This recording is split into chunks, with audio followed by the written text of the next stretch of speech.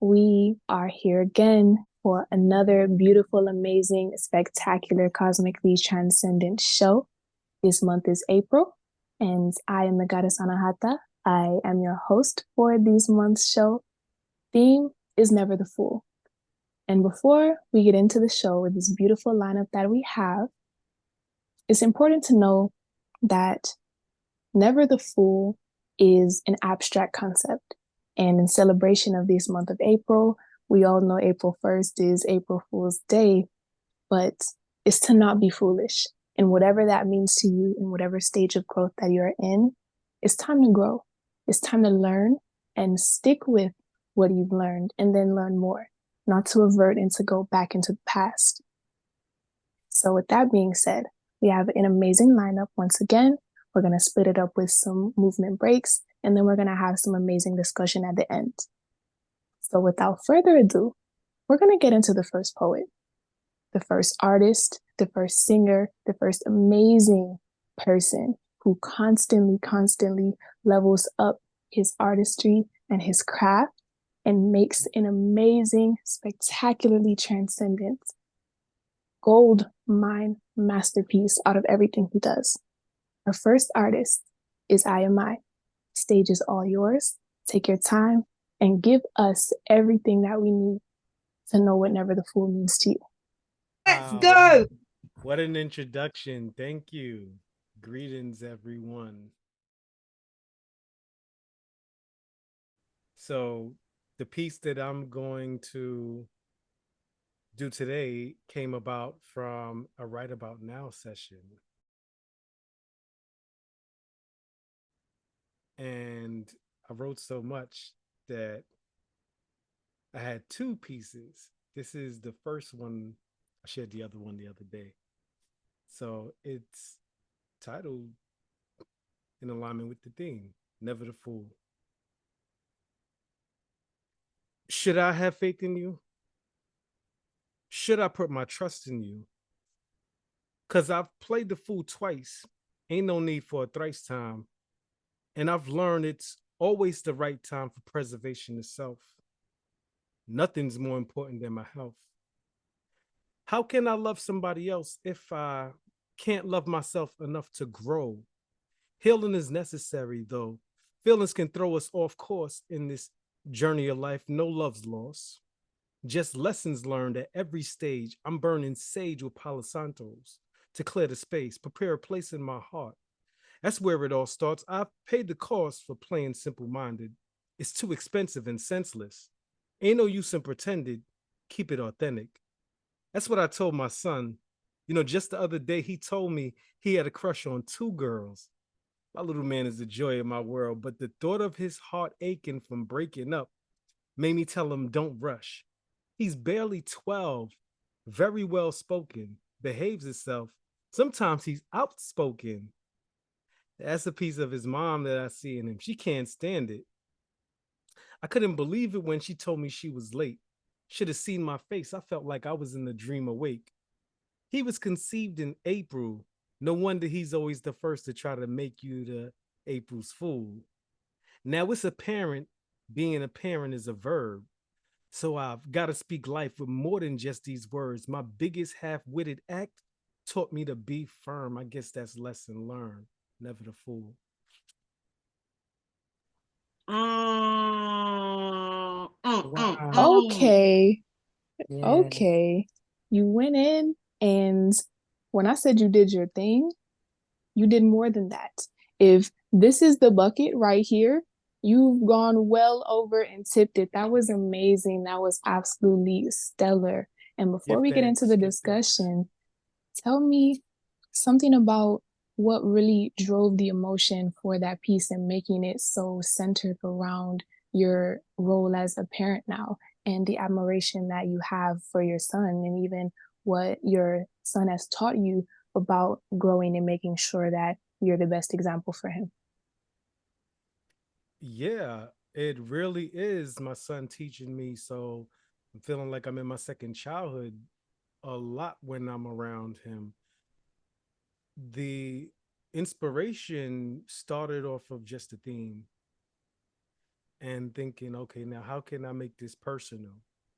Which I like to do with a lot of my art. So that drove it. And as it progressed, we were in a flow at that right about now session. Sister Supernatural C was grooving in her in a state of being one with the piece. So that's why it's me speaking, or it speaking through me rather. Can I say that I think what you said is really really key, and it fits with the theme that children. I heard someone say it the other day. I can't remember where I heard it, but they said children are our best teachers. Mm, And you absolutely, when they say from the mouths of babes, yeah. the Most High speaks through them. And there's so many times where you're just like, from this little being, Mm-hmm. but they absolutely. I always say I wouldn't be who I am today if I hadn't become mom to Ome and Minnie. They've absolutely brought me out of myself, converted me, made me see different perspectives. And that adds to never being the fool, because you got these little mini educators that are teaching you things that you are so divine, so godly, because they don't have the world experience. Sometimes when they're that small, they don't even have the vocabulary. They're fresh from the astral plane. I And love that piece. Thank you. Thank you very much. likewise. Give Well, thanks. what are you feeling, Tone? Do you have any nieces or nephews that also put you in that type of role to where you're wanting to be these wise individuals so you can help teach them along the way? I do. My nephew Blue, and he's 4 Mm-hmm. now, and he's actually the first person in my life, like in my whole entire life, that made. I say really, he's my first love, like my first real love. Like I never felt like something that makes me actually like crave to develop or level up. I mean, I always want to for myself, but like it's like a burning desire. Like I gotta have something to contribute to him, something. You know what I'm saying? Like, and I think about it all the time. I think about it all the time. So, he is. And he's such Mm-hmm. a. He's a Virgo, of course.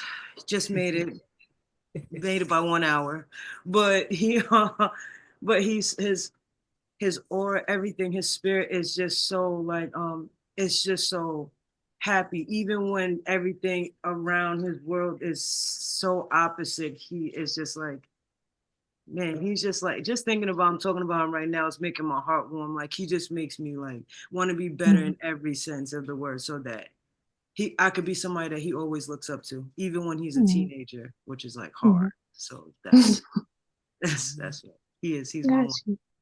And when you think about that, and even in relation to IMI's piece, Mhm. what parts of understanding, of course, the different dynamic in parenting, because this is your seed, and then having a tiny human that you love so much that Mhm. isn't your seed, and just Yeah. being able to incorporate those different levels of learning and then what it has taught you. Well, from his piece, like I think Mm-hmm. one thing is, how do you like, it's going to be difficult for me to like give the right advice, one Mm-hmm. without overstepping my boundaries as an aunt, and then in a way that it's still picked up.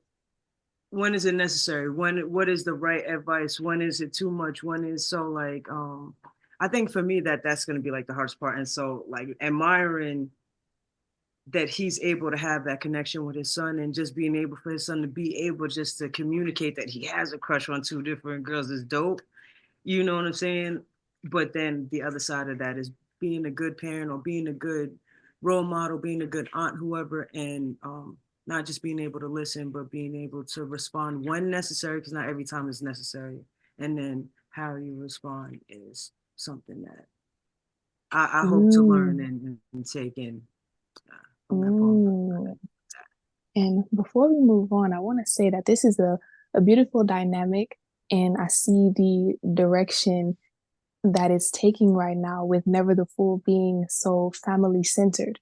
Because each time that we take on a theme for the month, it takes its own direction. How the theme is broad, but then it circles into what it means for us and how this one has become, again, family centered. It's us in all of our stages of growth, wanting and desiring and needing to be the most cosmically wise that we can be because we feel a duty to those who are around us who haven't had the experiences we've had by technicality because we have more years on this earth. So we have more experiences and translating them the best way that we can.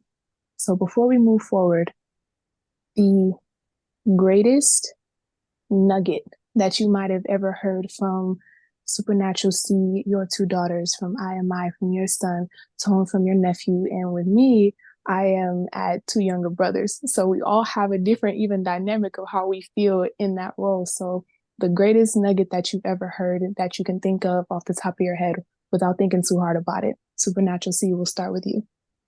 Cool. From them. Mm-hmm. I just want to say as well, just off the back before I forget, that I do want to say that it absolutely is a village, and that Cynthonia, I was an aunt way before I was a mom, and I have relied on other people talking to my children throughout them growing up, because children don't, as much as they rely on mom, they don't listen to mom either sometimes. And I had with one of them, I won't name names, but there was a situation that and another mom at the school who I was friends with, and the children were friends. She was able to get a result that I couldn't get. And it was just literally like, what are you doing that for? And if you are a good parent, you are able to pull back and let other people do that for you, because you need the village. No parent can do it on their own, and I'm supremely thankful for all the people that have had the confidence and the courage to pour into my children, and that includes discipline. So I'm confident without a shadow of a doubt of what a brilliant aunt you are, and he's very fortunate to have you. Right, nugget of wisdom, something amazing that they said, something profound that stuck with you, something you were surprised about. What? How can you say? How do you know that? I think for me, what they've taught me in abundance, and it's also me teaching them it. So it's an exchange, but that you can do anything.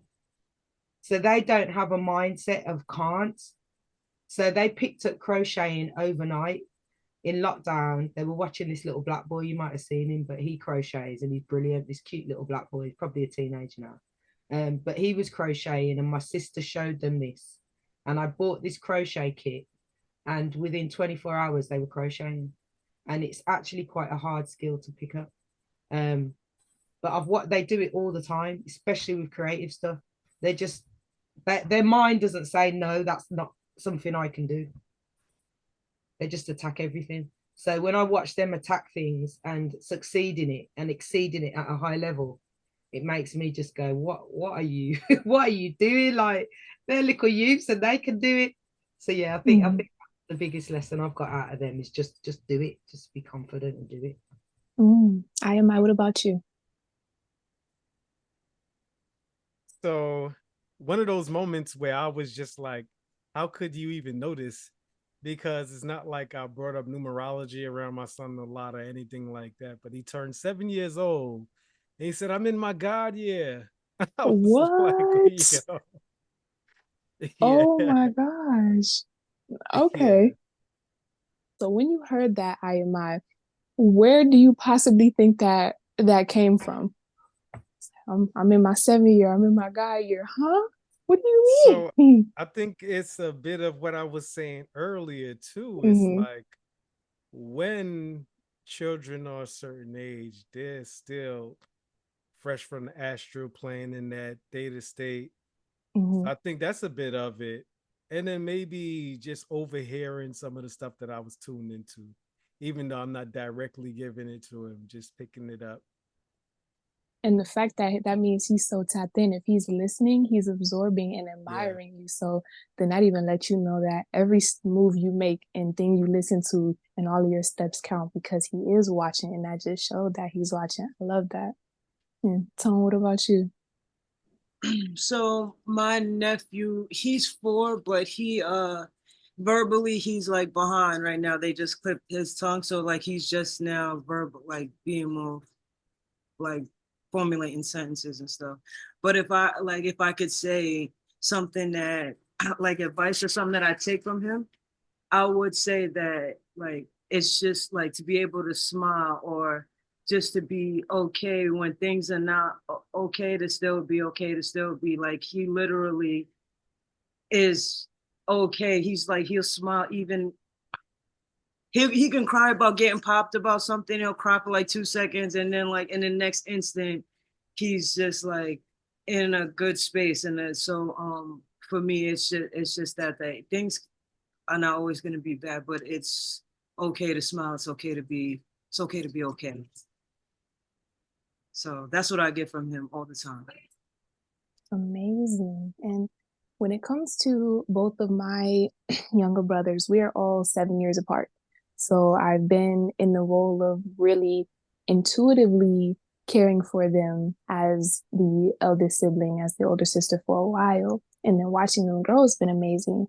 So when it comes to my first younger brother, he's 18 now. It's his stoicism.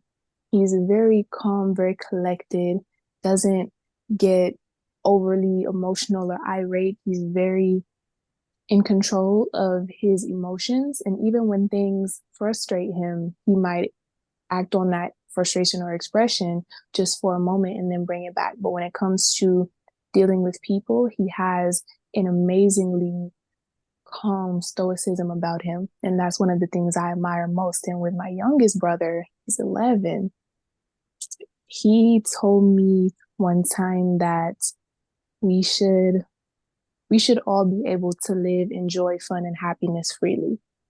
And when he said that, I took a step back, thinking as an adult, when it comes to I have to do this and this is wrong, how do we make this right, how we're constantly trying to problem solve, how we want to get to that state into our nirvana, and how it just seems like it's something that we're constantly reaching to. And then even when we say we're at peace, then there's still something that's out of favor. But for him to truly see that it is simple for us to all live that way, and how many of us, as we grow in age, we choose to take that out, thinking that the joy, the fun, the happiness is a privilege, that it's earned versus being a right regardless. That should be the baseline. And so when he said that and I asked him what he meant by it, it was basically along those lines. And him even wondering, just when it comes to adulting, what changes? And then I had to sit back and think for myself, what does change? Because I see where his mind is. And when we make that switch and when we have all of these other things to think about, that it doesn't have to be as dire still as we make it. So, oh, the youngers, they are amazing, amazing, amazing creatures. Little tinies. And with my brother, he's about to turn 12 as well. And I've been seeing his growth and the things that he's interested in. And so to learn from them has been one of my greatest privileges, honestly. And I Okay. say I love that as well, just Yeah. because I think we're programmed to believe that you have to, so beautiful coming out of the mouth of babes, as we said. We're Mm-hmm. programmed to believe that we have to change into this adult role. Mm-hmm. And now the beautiful thing is that your brother, my children, the younger generation are gonna not have to do that, because we're Mm-hmm. going to show them the truth now, because we've deprogrammed ourselves.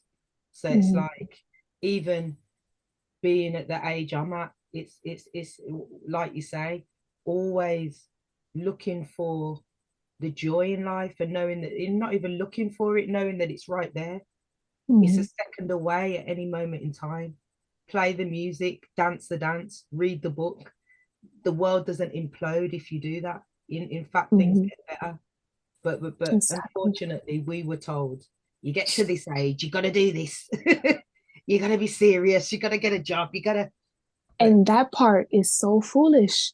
And yeah, us not knowing, of course, we're taking from the ones who are teaching us that what they're saying is our best interest at heart. And they didn't know any better. And that's such a foolish chain. And we're all so consciously breaking that. And I think that that's amazing, beyond stellar, because when you think about the amount of stuff that we were taught, some of it was good, but then some of it, you go like,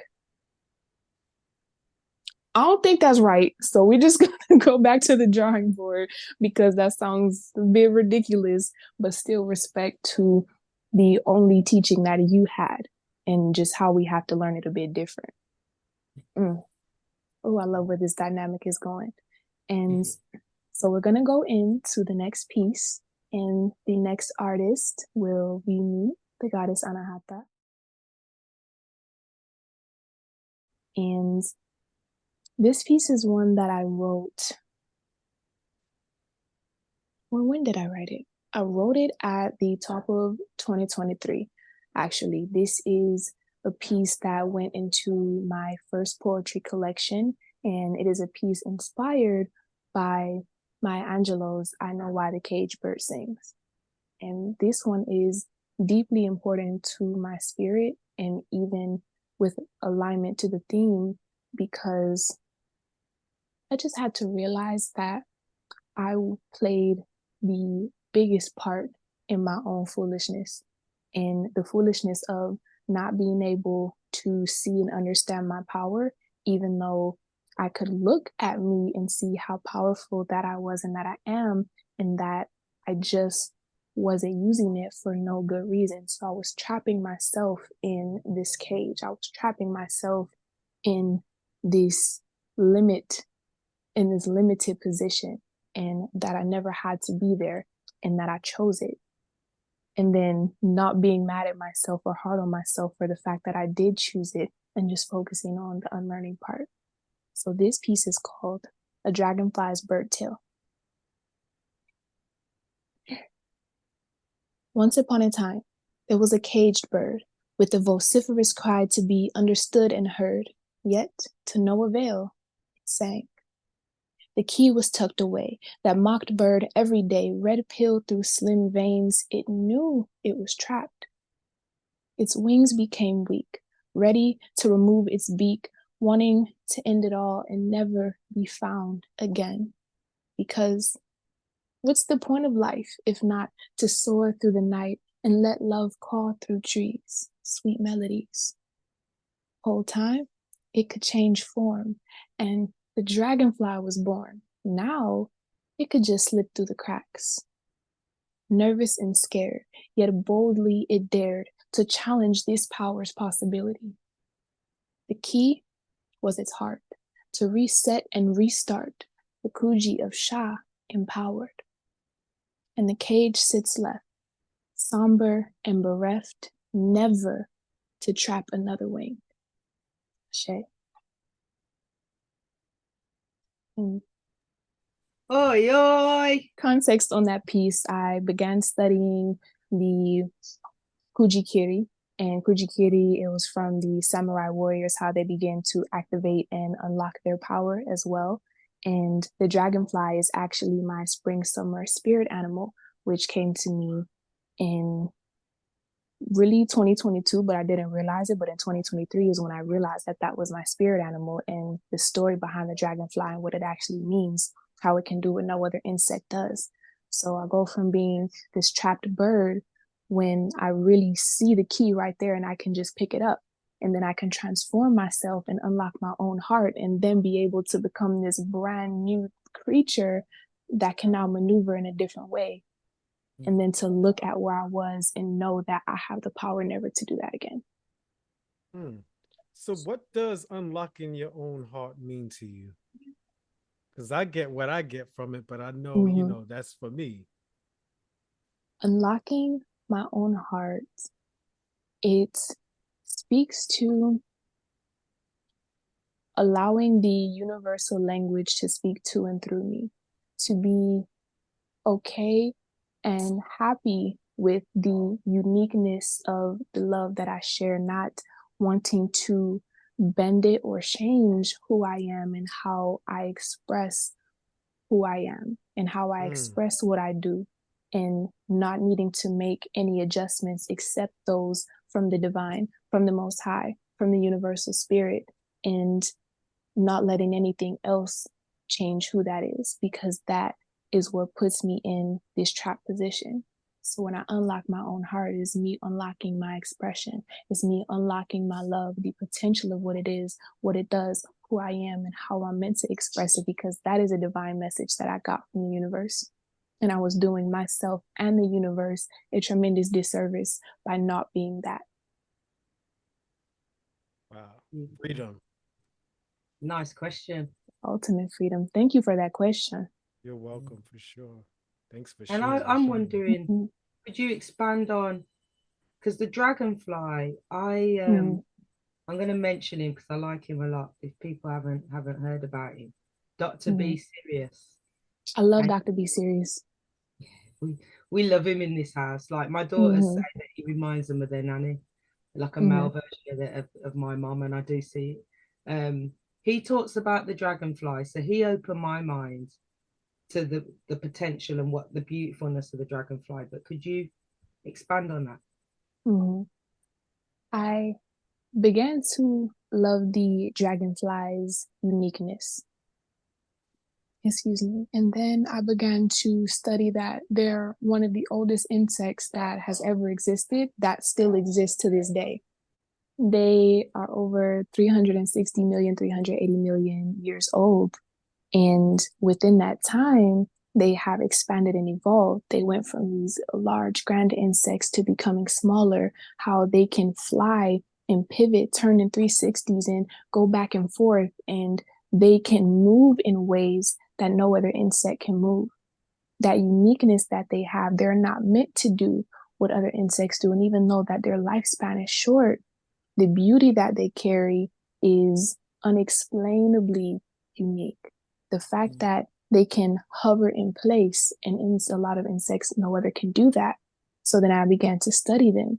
And if you look at how they move and the way that they can pivot, since we are all at an age where we learned cursive, unfortunately for the younger generations, they can move in cursive. And if you can follow their pattern, they can actually start making letters because we know what the cursive is. So it's like they can give you messages in cursive that are relating to possibly what it is in your life, and that they are symbols of change, they are symbols of growth, they are symbols of power, even in short transformations, how they're bursts and stars of energy for you to know that there is powerful change happening in your life. Mm-hmm. And once I discovered that, for me, everything that they symbolized, as I looked into it more, as I looked into the science of how they grow and pupate, as I looked into every part of who they are and what they are, it began to align with me. And then even with the cursive part, I found that out on my own. That was a divine message when I was just watching them move. I said, that looks like cursive. And it almost looked like they were spelling a word to me that is my favorite word ever besides my name, is love. And once I seen that, knowing that they mean change, change the love, change your heart, change for what it is that you want and who you are. Beautiful.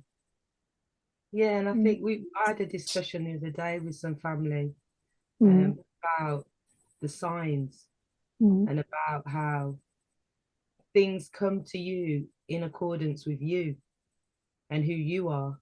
And again, never the fool is being able to see the signs for yourself, you know, because it was a conversation that I had with an elder who was talking about someone who had passed, and they came to them in the form of a bird, and that they were talking to somebody religious who was saying that doesn't happen. And our conversation was just that, you know, that same spirit that they were talking about has come to me, but they don't come to me as a bird. They come to me by dashing things off my wall. That's how they come to me. Things start flying off the wall. So I think your affinity with dragonflies is something specific to you. And you watching that dragonfly and seeing the word, a whole room of people could watch that dragonfly and see nothing. But because you are connected to that message, you receive it. Love that. Yeah. Now, before we go into our 5-minute movement break, is there anything else that either Tone or our beautiful observer or IMI has to say on the subject or would like to add to the energy that's currently being cultivated? I'm all good. I'm all good. No, Okay, but love. not anything to contribute. I just want to say that that was a beautiful piece, and it's so. I feel like I don't know. Maybe I'm connected to like mad different people on different levels. Wait, you'll hear it when you hear my piece. But Okay. one thing that that I took, like going from the bird to the dragonfly, it was amazing to me how you shrunk down to be able to do more, and you shrunk down for yourself, not for anything or outside of you, but for you, and you were able to do much more in that smaller space than you were able to do as that bird. I thought that that was cool, a cool part of the poem. Oh, thank you, thank you. The small dragonfly is now free to roam the full air versus this beautiful bird trapped in this small space, not understanding I'm this big, beautiful bird. What's going on? But sometimes when you need to adjust, you have to be okay with adjusting and then take that pivot and take that leap and have faith that it is for a better reason, even if you don't understand that. For sure. Thank you. Gratitude. All right. It's about that time for a movement break. We love a good movement break. And the host of our movement breaks is Tone. She is going to make sure that we're getting up, that we're stretching on this beautiful Saturday. And we're just going to let her do her thing for these next 5 minutes and take the wheel. So, Tone, the floor is yours.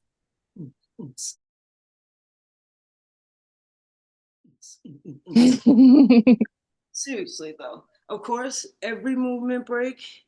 Well, I said I wasn't gonna do it before, but I changed my mind again. I'll be more consistent in the future. But you could do this one standing or sitting. Oh, let me put my timer on so we could be more accurate, and not go over. So the first one that we're gonna do is gonna be for the top portion of our body. So you could do a standing or sitting, and we're gonna do bear hugs, right? We're gonna do 30 seconds 30 seconds of like open, close at your own pace. You could do it fast, you could do it slower. It's up to you, but we're gonna do that for 30 seconds, 2 rounds. All right, so starting now. So 30 seconds on, open, close. Make sure you hug yourself nice and good. Don't get cute, Anahata. The goddess Anahata. Don't get cute. Just you hug that. Open it all the way. Open, close. You want to get a nice stretch. You want to open up your chest, and you want to open up your back. All right, because we want to start getting some air flowing, some blood flowing throughout the upper. There we go. There you go. You see, look. I know that felt good. That felt good. All right. All right. So that was 30 seconds on. Excuse me. Now what we're gonna do in between the 30 seconds is we're gonna breathe. We're gonna breathe for 30 seconds. In, out through your nose, in through your nose, out through your nose. And we're gonna do that for 30 seconds. All right. In through out at your own pace.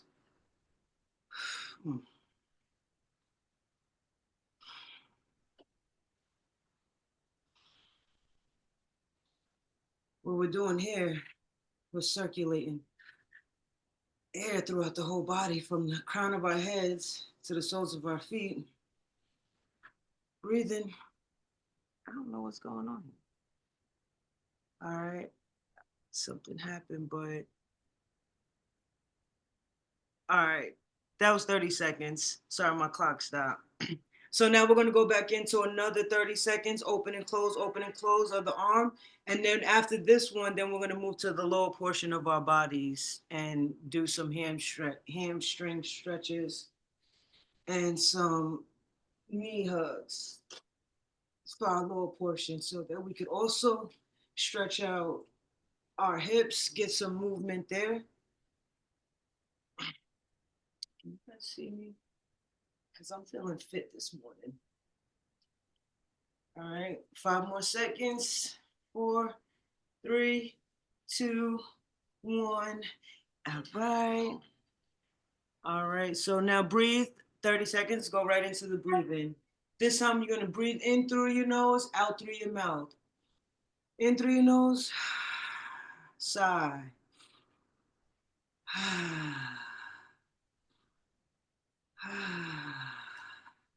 And you guys hear that because you want to start, especially if you're trying to work on your throat chakra, if you want to start moving, that chakra and that energy in your throat communication, start feeling that vibration. That time is up. Now we're going to move to the lower portion of our bodies for this next minute. And if you remained in sitting, you could just bring your one leg up to yourself as if you're giving yourself a hug. And if you don't want to do that, I understand some of you guys are looking too cute. Do you want to be hugging yourself all up like that? And if that's the case, then you could go for the hamstring stretch and you could just lean over and touch your toes, put your legs straight out, go for the hamstring and touch your toes. So you have either option. Those are nice pants, Anahata. They look nice. All right. There we go. We're going to do that for another 15 seconds. Another 15 seconds. All right. And after these next 5 seconds is up, we're going to go into box breathing. That's a 4 count up, hold 4 count, breathe out 4 count, and hold 4 count. And we're going to do that for 30 seconds, starting right now. In 4, 1, 2, 3, 4, hold 4, 1, 2, 3, 4, breathe out, 1, 2, 3, 4, hold at the bottom, 1, 2, 3, 4. All right, 10 more seconds, one more round.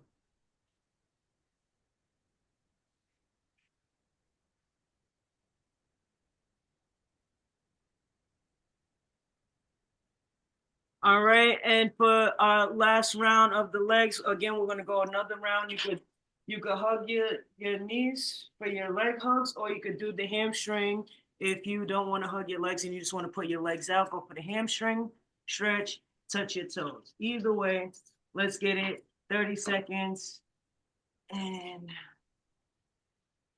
that's how we're gonna roll out. We're gonna stretch this slow. It's good because whichever one you do, you're still working your hip flexor, your hip flexors. You're still moving your hips because we're sitting down.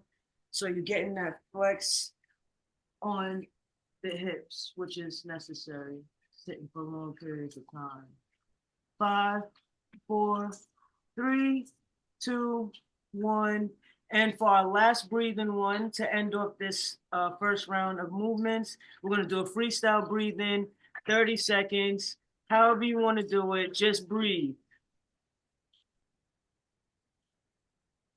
Make sure you keep your focus on the breath.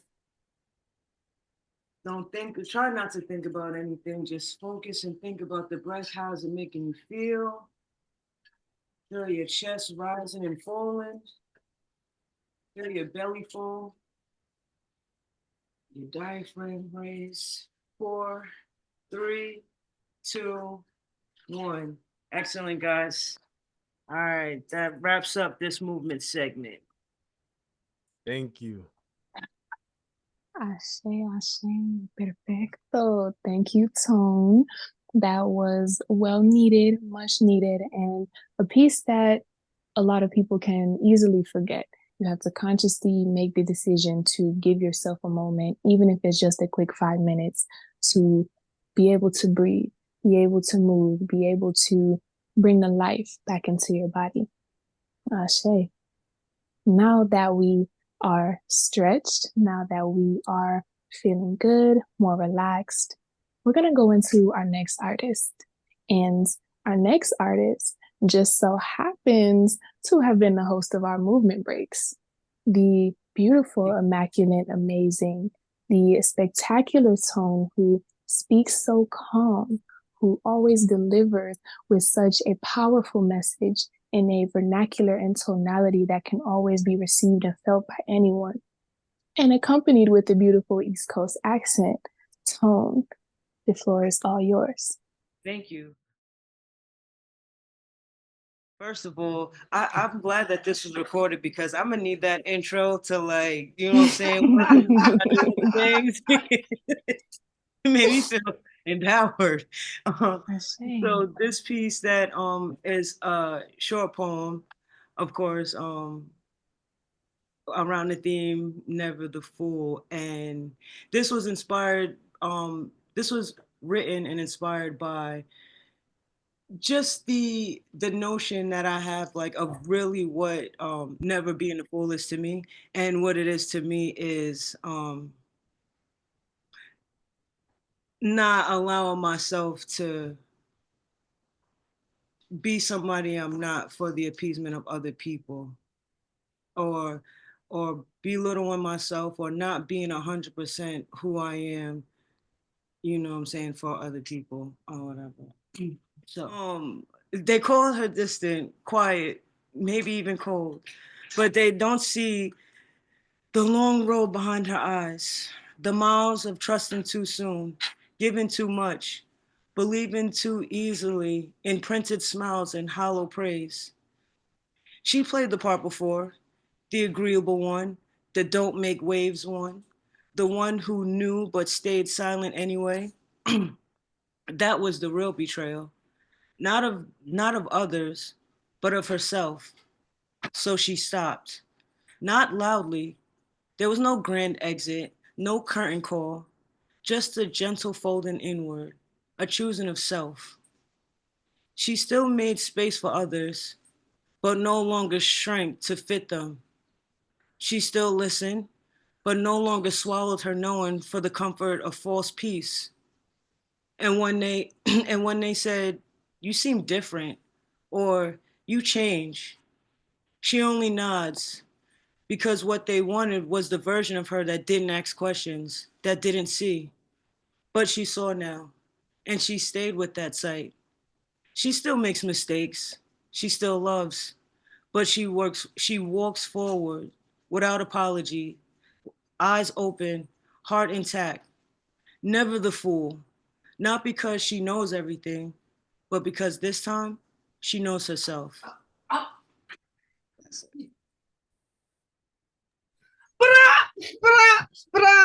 Sorry, had to do. Wow. Go for it. So go for it.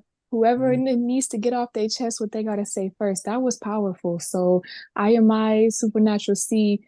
Tell me what y'all are feeling, because I'm There was a feeling it. part that resonated with me about people saying you changed, because I heard it. People oftentimes want us to remain the way that we were when it was serving them. But when we choose to serve ourselves, they're like, "Oh, you changed." So that stood out to me, and I just, it brought me back. So that was deep. Thank you for sharing, for sure. Thank you, I appreciate it. I think what I loved was there was it. I might have got this wrong. I almost wrote it down, but then I got lost in the rest of your words. Something like a gentle folding inwards. Did you say that?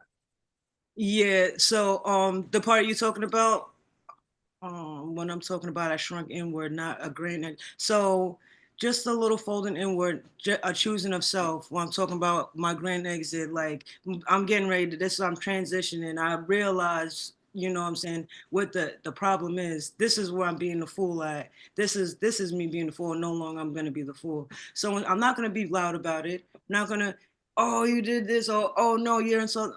it's just okay. Now I'm just choosing myself. So just a gentle folding inward, just a choosing of self, not a whole big. It's just an understanding, just a realization, and insightful way of changing. It's a perception thing. It's a mind thing. So that's what my intention is. And I think that what you do with that, it's a very it demonstrates how profound these things are, but how simplistic they are as well.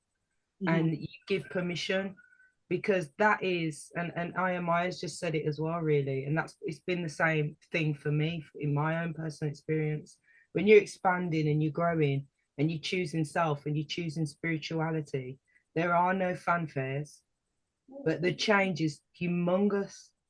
And then people do start to notice, and there will be those people that will support you in your growth, and then you'll see who needs to drop off, because they're not comfortable in you growing.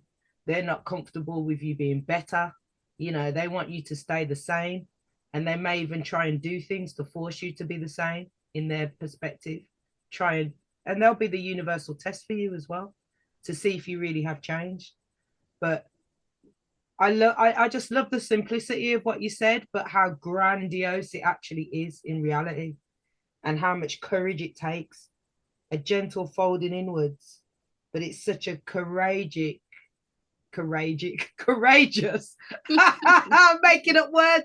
Courageous warrior. Courageous. Yeah. Do you like that? Courageous. I'm gonna copyright that. It's a warrior. I like that. That is a warrior's move. You know what I'm saying?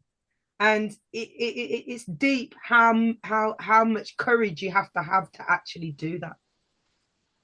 So, you know, yet again, the Goddess Anahata summarized it. Like, that was splendid. Thank you, Cynthonia. Thank you so much. I really do appreciate it. Oh, I just want to say, Tone, I'm sorry. No, go ahead, Mary. That's go ahead. That's where I'm at. I've been that for the last few years, but like really now I'm really being more disciplined in doing that. I don't have to have closure. As long as I have closure with self, as long as I say, you know what, that's not working for me, and I can move on. I don't need to talk to you about it. I don't, because most likely I already talked to you before my exit. So now I'm trying to just get to the point, because I do try to give people a chance. But what I learned also is that where we're at now in our age and our stage and our phases, most of the time, if they're not on that path of growth and better and getting high level, they may or may not, So that's no longer for me to concern myself with. And it's okay to walk away. It's okay to detach. Thank you for sharing that, Mary. And as all are seeing, Mary, she's been here observing. She's just been taking in everything everyone is saying and been such a beautiful listening ear. So you contributing that part, even adding to the relatability. And that's one thing I love about Tone's pieces, is that they have such a deep level of even current relatability to what we're all experiencing right now in our stages of growth. And she tends to hit that on the head each and every single time. So gratitude. One of the pieces, the parts of your piece. I'm sorry, but just coming from you, I feel like that it means that's really a lot. That coming from you is a lot, because I've been watching you and you know what I'm saying, follow you now that I see you on Instagram, and just seeing everything you're doing and really seeing how involved you are and how in love you are with the art is like, so you saying that is like, yeah, I'm dope. Sorry about that, y'all. Absolutely. Oh, my heart. Okay. Okay, I'm back. I am very emotionally in tune, but I refuse to tear up right now. It's a happy time. But thank you for that. The reciprocity, the love, the gratitude. Absolutely. Even the part in your piece where you spoke on wanting to really just be the peacemaker, I'm not going to agitate. You're more like, let's dry our clothes on the clothesline versus agitating in the dryer. Like, you would rather just do everything calm, and so you don't agitate the water. So you're not basically taking up any extra space with all of the chaos that everyone else is already putting in. You don't want to add yours. And that's something that really resonated with me because I chose that path for a long time. Not necessarily that I was even afraid of speaking my voice. It's everyone has already added so much chaos. I I don't want to put that energy into it as well because when people are trapped in their own chaos, then they're even less receptive. They don't want to hear what you're saying. So even that wisdom, they'll just miss it and then you'll feel like it was a waste of time.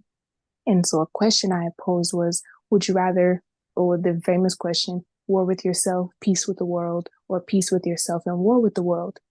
And the two can't happen, honestly, because if you're at peace with yourself, you look at the world different and you make sure that those around you maintain that level of peace and respect. So you're not at war with the world.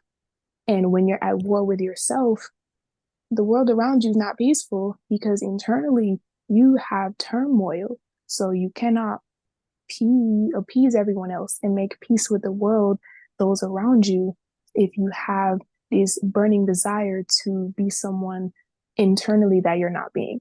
So they have to be one or the other. If you have that war, that fight, that sadness is going to reflect. But if you have peace, it begins to reflect. And so the way that you put that piece together was beautiful, beautiful, beautiful. Thank you. I appreciate it for sure. I'm so excited just coming off of that piece to get into our last artist, last poet for the evening, poet, singer, amazing with the cadence, tries to hide it, but she can't because we know what she brings.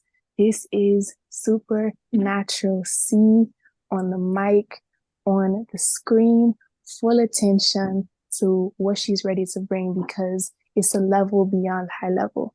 Supernatural C, the floor is yours. Thank you. Mwah, mwah, mwah. Yes, I need this intro. These intros. You're going up in the world with these intros, girl. I just want to say as well, just off the back of what we were just discussing before I forget the point, that I think when you have internal calm, you are in a position to choose your response. And I think we've had that conversation a few times recently, that, and I was just telling my daughter this morning, sometimes you have to draw your sword. That the answer isn't to go around always peaceful, because real love, self-love, and love for others is boundaries and discipline. And so sometimes, you know, especially we know as adults in the most basic of ways with little children, you can't just let them run riot because there's risks out there. So you can't just say, go out and play in the street and let them dance in the middle of the road with cars coming past. Do you know what I mean? So the presence allows you to have a controlled response. And in the moment you decide, am I going to be calm here? Or am I going to draw my sword and say, yo? But when you don't have that internal calm, that whatever response, whether it looks calm or looks aggressive, isn't necessarily authentic, because you're not moving from a place of stillness, you're moving from a place of chaos, as you said. So yeah, thank you so much, Cynthonia, and thank you for that wonderful intro. I feel boosted. So this poem is called Flame, and it was inspired by, I wrote this probably a couple of years ago, and in preparation for today, I just went through, I had a few ideas, but I went through one of my old books and I found this piece. And I was like, oh my goodness, I even forgot I wrote it. But this is a true story where I was read. I had an angel reading, and I haven't always believed in this stuff. But what they said was so on point. And they said to me that we see you sitting in a white room. This was before all my creativity just started to pour out. So this was when I was in the middle of despair, dark night of the soul, all of that, and just kind of surviving through life. And they said, we see you in a white room and you're sitting there, and what we're being told is you need to get color and just throw it. You need to throw this color on the walls. You need to, you are harnessing all this creativity, but it's trapped. You're not letting it out. And I was like, what? How do you know?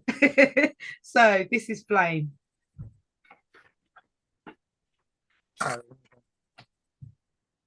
They read, the angel said, I'm in a white room, consumed in kaleidoscope colors. They told me, holding back permitted others to detract. Now I must give up all of that to set alight my flame. Do I know my name? For when my mind's eye opens to my soul's cries, only I see what heart desires, and I've been tired. Denial of the most important part. It was always me, from the start. This imagination, my internal visions, are bright with stories, laced with glory, for the world is right out there in me. They play and I watch. Characters, scenery, inches from touch. Always too much, over enough. Colors correct. I'm amazed by this. Trust. In me. I must in me. But it's just me that can lead me to we. So I dream in the day, during night for the ways, to keep igniting, continue firing, always lighting my flame. Yes, yes. So we always lighting my flame, literally always. The moment you let it die, internally you get cold. And it's better to keep kindling the fire than to have to reignite it every single time it goes out, because why are you letting it go out? And then that becomes the foolish question. Why must you let your flame keep going out in order to give it that respect and appreciation? That was a beautiful, amazing piece. Thank you. Thank you, sis. Of course, of course. Ooh, that spoke. Oh. No, go ahead. Go ahead. I'm sorry. Can I add to that? So, Caroline, honey, if you didn't have that experience, this would not have birthed. Yeah. This is one of your, were the kids already here when you had that reading? Yes. Oh, yes. okay. So I was gonna say them too, but yeah, also, and what you put in them, what you're instilling in them, it also shows that was needed. That reading coming from your ancestors and your spirit guides, letting you know that there's so much, so many beautiful things in store for you when you open up. And yes. it's what I find fascinating is it's a common thing, and people, as I said before, it's not the experience can be different, but the feeling is the same. So I understand what other people say, what particularly today at this moment in time, the Goddess Anahata and Cynthonia in that feeling trapped thing, and when you get to the truth of it and you go, why though? We push ourselves inside. So my experience of pushing myself inside came from being other, came from being Black in a white environment, came from always feeling like you aren't allowed in this group. You're in this school, you're in this class, and today we'll play with you, tomorrow we won't. Give thanks I had a firm family home life, but equally creativity in a Caribbean upbringing is rarely supported in this environment. You got to be academic, you got to go for a career. What you're doing sitting around painting, do you know what I mean? But when it gets down to it, what are you holding back for? Because who does it matter for? We've been brainwashed into believing that this is all for other people, and it's not. It's for yourself. Like Mary just said, you let it out because that's your heart's expression. You know what I mean? Whether that's running, whether that's bike riding, whether that's doing boxing, you know, you let it out because that's what your spirit desires. And to close it off and to hide it because other people feel uncomfortable, or because they tell you that's not something you should do, is a futile task, because you kill yourself. That is a slow death, you know. So like as you said, Mary, you know, that reading helped. And it's the I don't need anybody to clarify me on anything, because I'm expressing my true self all the time. So it doesn't matter what anyone thinks, you know. But that's a journey for some of us. Yeah. I agree. I am. Tell me what you're feeling, because I've seen you so intently listening. So tell me what's going on through your mind. So, being brought up in a Rastafarian household, a lot of times we hear, "Oh, fire burning fire." When you got to the end, that's what really resonated, because the fire burning is not something that's supposed to like be a bad thing. It's supposed to reveal what is, bring light to the situation. So that's something that really stood out, and I think is so on point that it ended with you speaking about the fire. Thank you, I. Thank you. You're welcome. And a lot of different cultures use fire meditation as even a healing process, whether it's a big flame or a small flame, whether you're looking into a candle or an open bonfire, using the fire as a clarity, as a cleansing. And to Ayamai's point, fire, depending on what you're using it for, the flame is not bad. As long as you're using it for not only you, but for the benefit of those around you, then your flame is not bad. You can take the flame inside and you can burn down everything around you. Or you can take that flame inside and keep yourself warm and the people around you warm. You can use that flame to light the way, or you can use that flame to turn everything into ash. And even when it does, you can use that ash to become ink and make tribal marks for yourself that I have become the phoenix.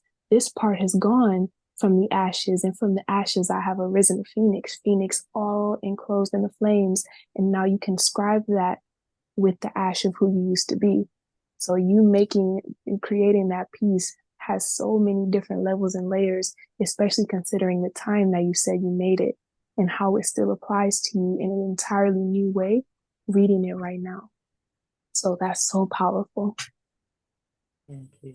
And I just want to add that everybody's light in here. This group and this regular communion has been a big part of, and it's cosmic, and I know it, and it's obvious. Me celebrating me in the mirror of everybody in this room, and Ms. Ice, and I am Adriana T. You know, everybody's authenticity and truth and the mutual love and support it's growing me even more, you know. And there's so much power and beauty in just telling your truth, you know, because we are all vulnerable, and we all have our not weaknesses, but our sensitivities or whatever. And this space is a place, a safe space. I'm going to say it is a safe space, and I truly am grateful and give thanks for it. You all are supremely beautiful people, and I'm grateful for you. You too, sister.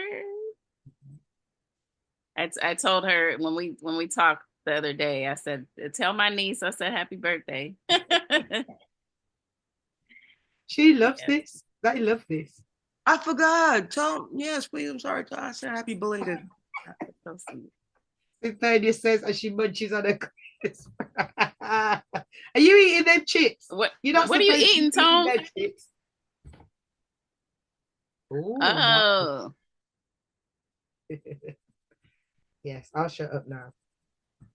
It's all good. It just so happens that it's time for the next movement break. if Tone does not have anything else that she would like to add, anything that she feels, the floor is yours for your contributions to the piece, and then to go into our second movement break of the show. Okay, well, as far as like the piece, you already know that that was amazing, beautiful. I felt like it was like a second part to my piece. Like I felt like I resonated with it on all of those levels. Like, you know, kind of even just like watching and just feeling isolated. You could be in the amongst and in the mix of something and still feel separate and apart from it or whatever. But I felt like, oh, dang, you, I don't know. I was just looking at you, then it just went black. But I feel like I related a lot to that poem, and I just felt like the flame part, like you said, I think that you did it so well. I'm trying to find the words to say, but you kind of like how, what else could I say after that flame was kind of dope.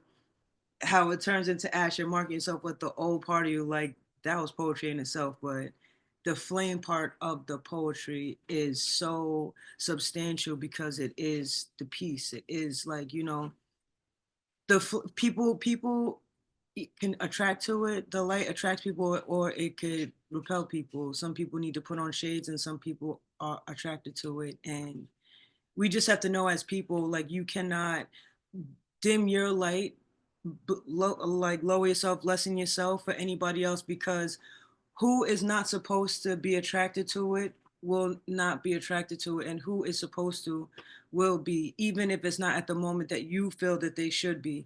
But if you change yourself because you're not getting the desired results from outside, you don't know who you may be taken away from, who the universe has something for in the future or along the way. So I just feel like you should always have your light shining as bright as you can. And with that said, let's move. Um, this this one is again top bottom. So we're gonna do 30 seconds, 30 seconds. Hold on, let me get my clock up. 30 seconds, 30 seconds. So for this one, again, you could do a sitting or you, oh wait, hold on. I forgot to do my intro. All right, now we're here. So for the upper part, right, you're gonna put your arms straight out. You could do a sitting or standing, and as you one arm out, you're gonna leave one arm isolated, and you're gonna bring one arm up, back down, out to the side, and back, and then you're gonna do the other arm up and to the side. All right, so 30 seconds. All right, let's go. And as we do this, we are working our rotator's cuff and those joints in that socket.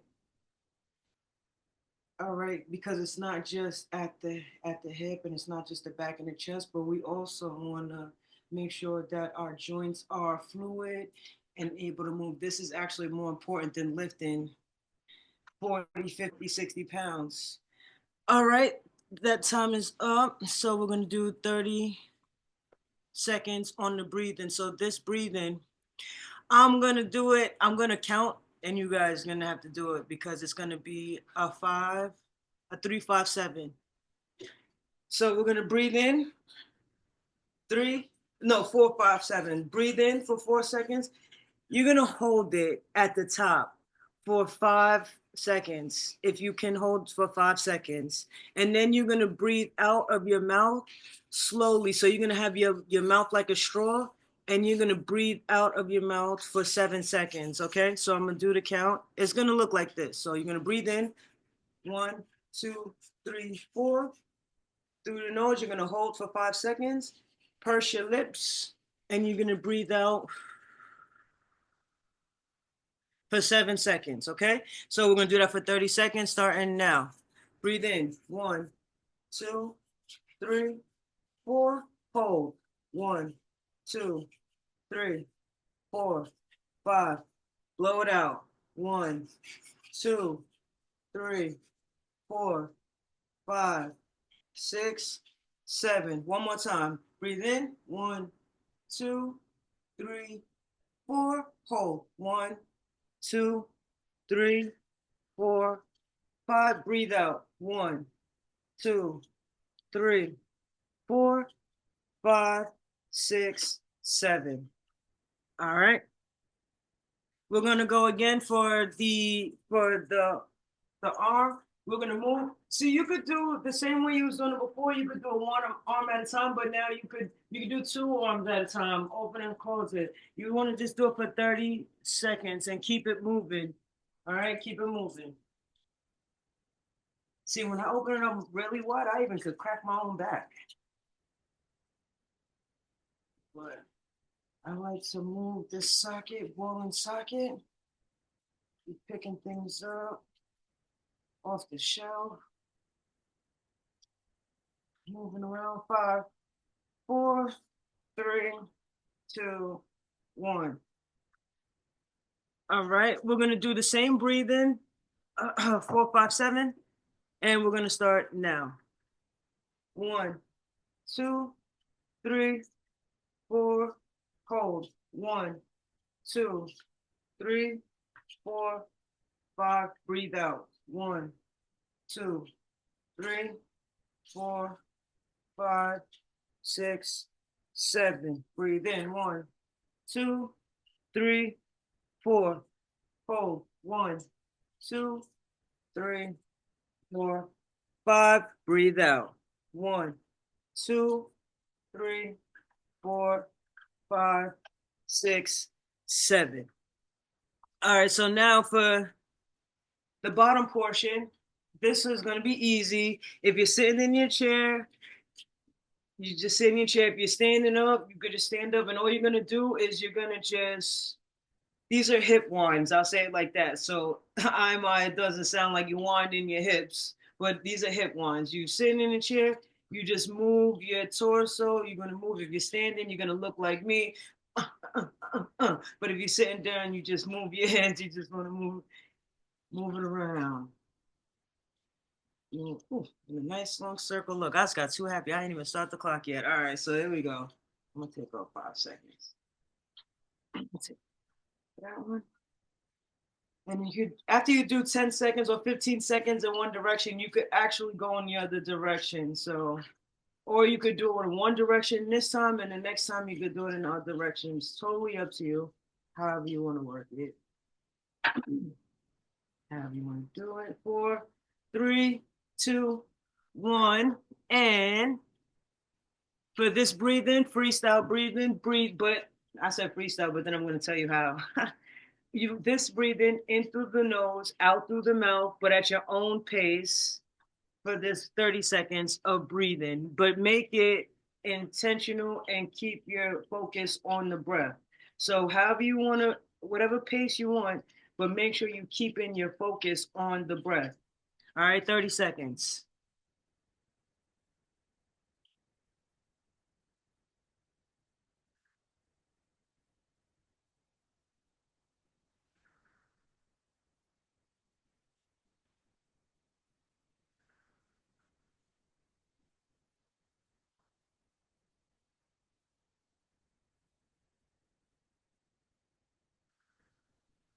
Five, 4, 3, 2, 1.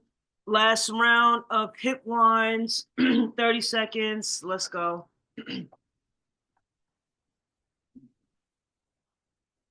feel kind of, I ain't gonna lie, I feel kind of gay doing this. I feel silly, I should say. But I feel the stiffness in my lower back. 3, 2, 1. All right, and to close out this breathing session, we're gonna do the same breathing, freestyle breathing, but instead of in through the nose, you're gonna do both inhalation and exhale through the mouth. Inhalation, is exhalation a word? Inhalation and exhale, both through the mouth. All right, so at your own pace, but again, please keep it mindful. Even if you have to count the breaths, the idea is to try for these 30 seconds to not think outside of the breathing. You don't want to think about what you have to do when you leave. You don't want to have to think about what we're going to say next in the performance. You just want to focus on the breathing. So even if you have to count the breaths. All right, last 30 seconds and let's go. In and out through the mouth.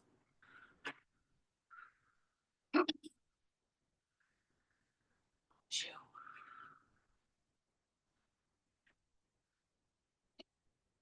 Push.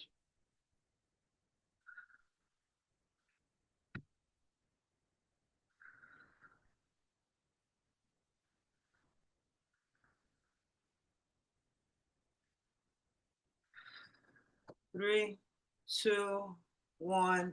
Thank you guys for another moving, breathing segments. Yes, yes, yes, Ashe. And that was an amazing segue into the next segment of the show. It is now time for our discussion.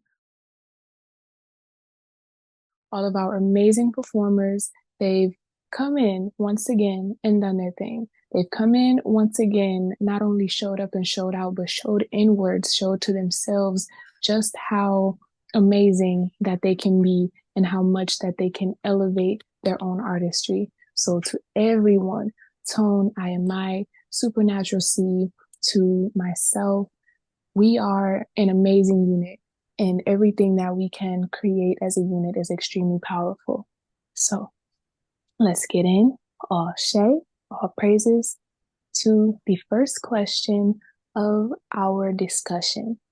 And we're going to do it open-ended to where I pose the question and then we just have some dialogue for 15 to 20 minutes talking about what we think, what we feel, and we can definitely all talk about what we think and what we feel. We have a combination of feminine and masculine perspective, so we're able to get both sides of the spectrum, always have that balance in what we talk about.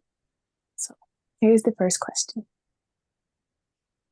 What is the best piece of advice you've ever received? And what is the worst piece of advice you've ever received? So, open-ended, best piece and worst piece. We're just going to say the best and worst pieces real quick, and then we're going to discuss why they've been our best and worst pieces just overall as a group. So, Tone, what is the best and worst piece of advice you've ever received? I can answer this however I see fit, right? Absolutely.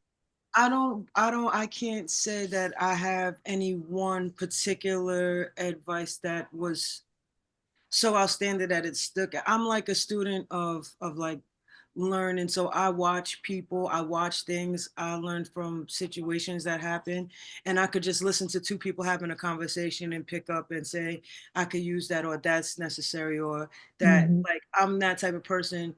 So I would say as far as like my best advice that I've received is just being present, in the moment. I could receive all kinds of excellent advice and things to take. And as far as worse, again, I don't.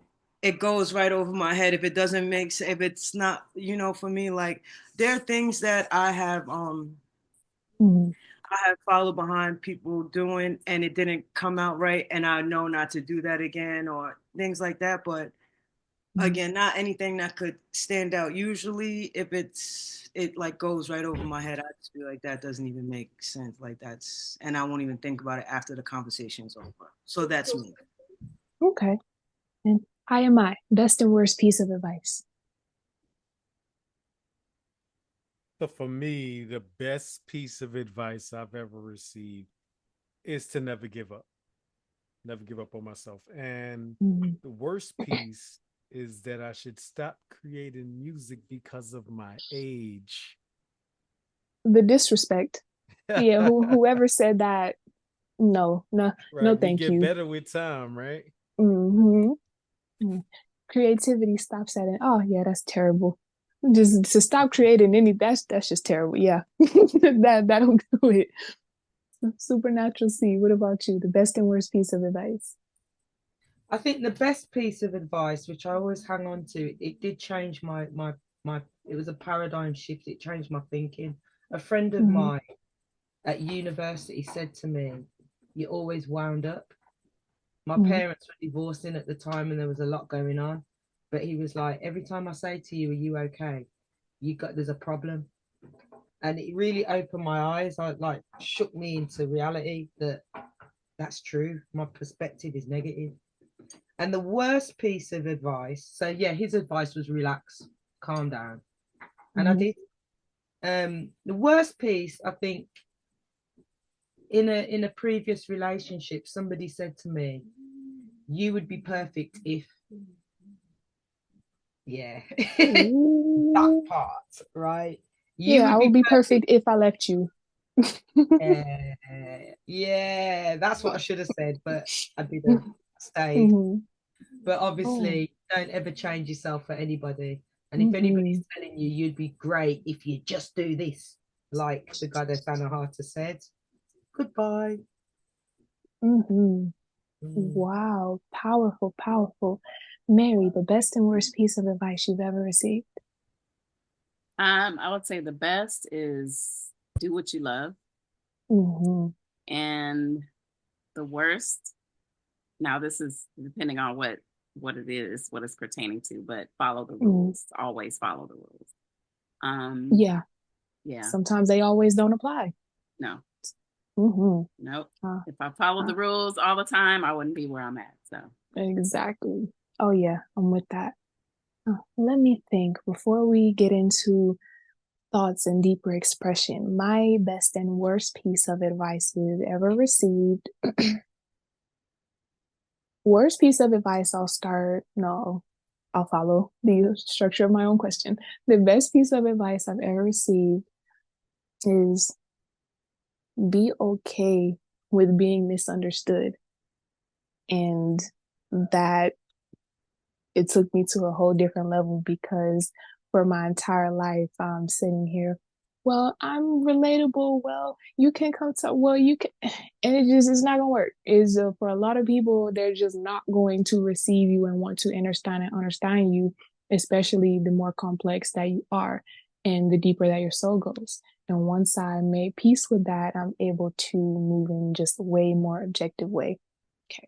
Worst piece of advice. Just do everything in the moment. Worst piece because it didn't put me in a spot to really prepare and look forward for things. Not that super over planning is a good thing, but when you only are very frivolous and are just doing everything right then and there, then you're not helping prepare yourself for anything else. So, oof. We definitely have some interesting best and worst pieces. And I also love the way Tone put it because you just pick up a lot of things. You keep what resonates and then you kind of discard what doesn't. So I really had to think about what the worst pieces are. And I know we've all heard some very out of pocket things. Like, what are you even talking about out your mouth? So to go in those archives, it can be a little difficult to really pick out the things that we just tossed away in the first place. So now I want to hear just where everybody's mind is. What have you heard so far? And I see Tone, she's cooking up. So what you cooking up? No, because I stand on what I said, but after hearing Mm-hmm. some of these, like there has been some absurd ones that, you know what I'm saying, that Mm-hmm. kind of like, oh yeah, but my gosh, to anybody to tell somebody that they should stop doing something that they love because of their age is See. it's like the biggest. You don't believe something, so you're trying to push your disbelief onto me and make that my reality. Mm-hmm. Like, how could you? Like, it's what I love, and that's the thing about being an individual. And people don't respect individuality. Like, whatever your thing is, if you feel like, oh, after a certain age, I want to be caught doing this, then that's you and that's your belief. But right. if somebody loves something, anything, it doesn't matter. Like people become movie stars and singers and stuff at 50, 55. You know what I'm saying? Like the thing is consistency, not your age. So that right there was like like a preposterous thing I heard. To tell somebody that you would be perfect if it's so many red flags it's like a bag of red flags, because first of all, nobody's perfect. So to sit there and say that somebody would be perfect in this is like something's wrong with your head already. But then to say, if what's wrong with you? You want me to change something? What are you willing to give me? Like, why do I always have to change and conform to make a person feel like you're good enough, or now you're good, now you're right?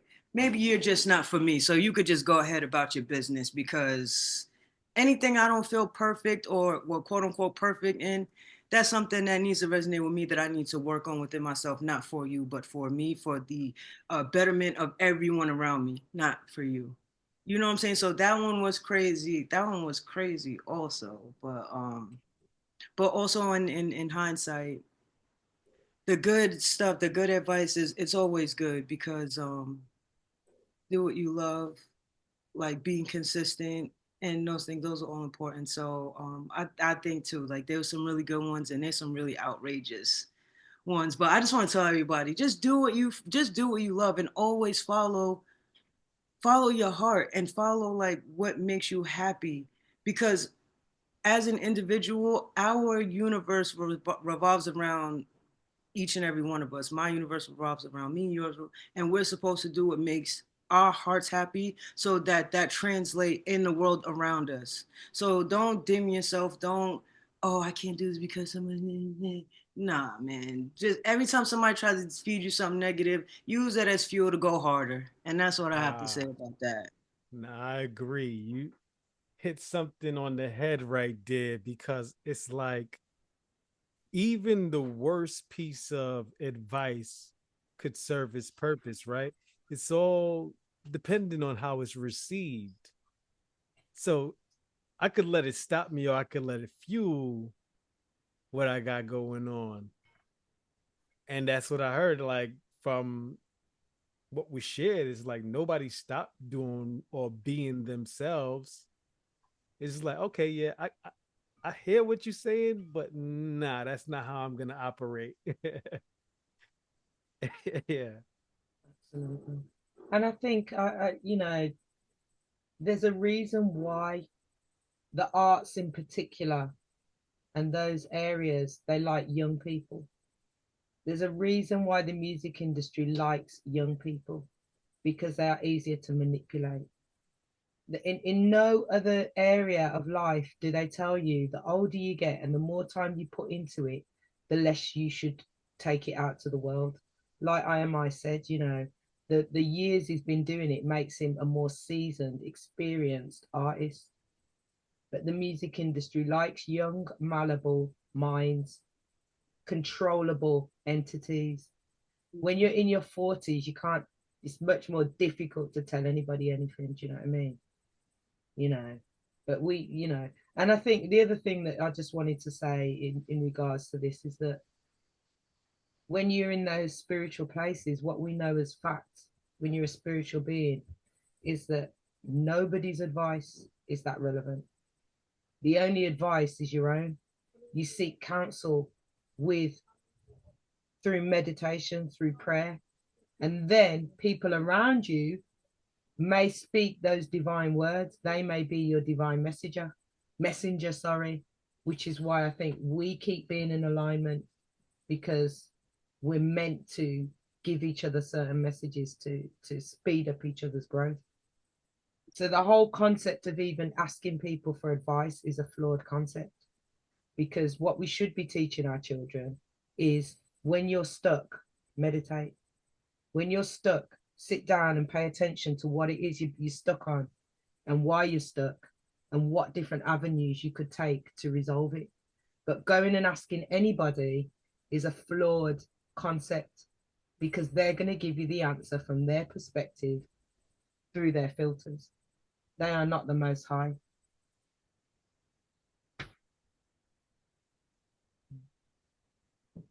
That was a powerful message.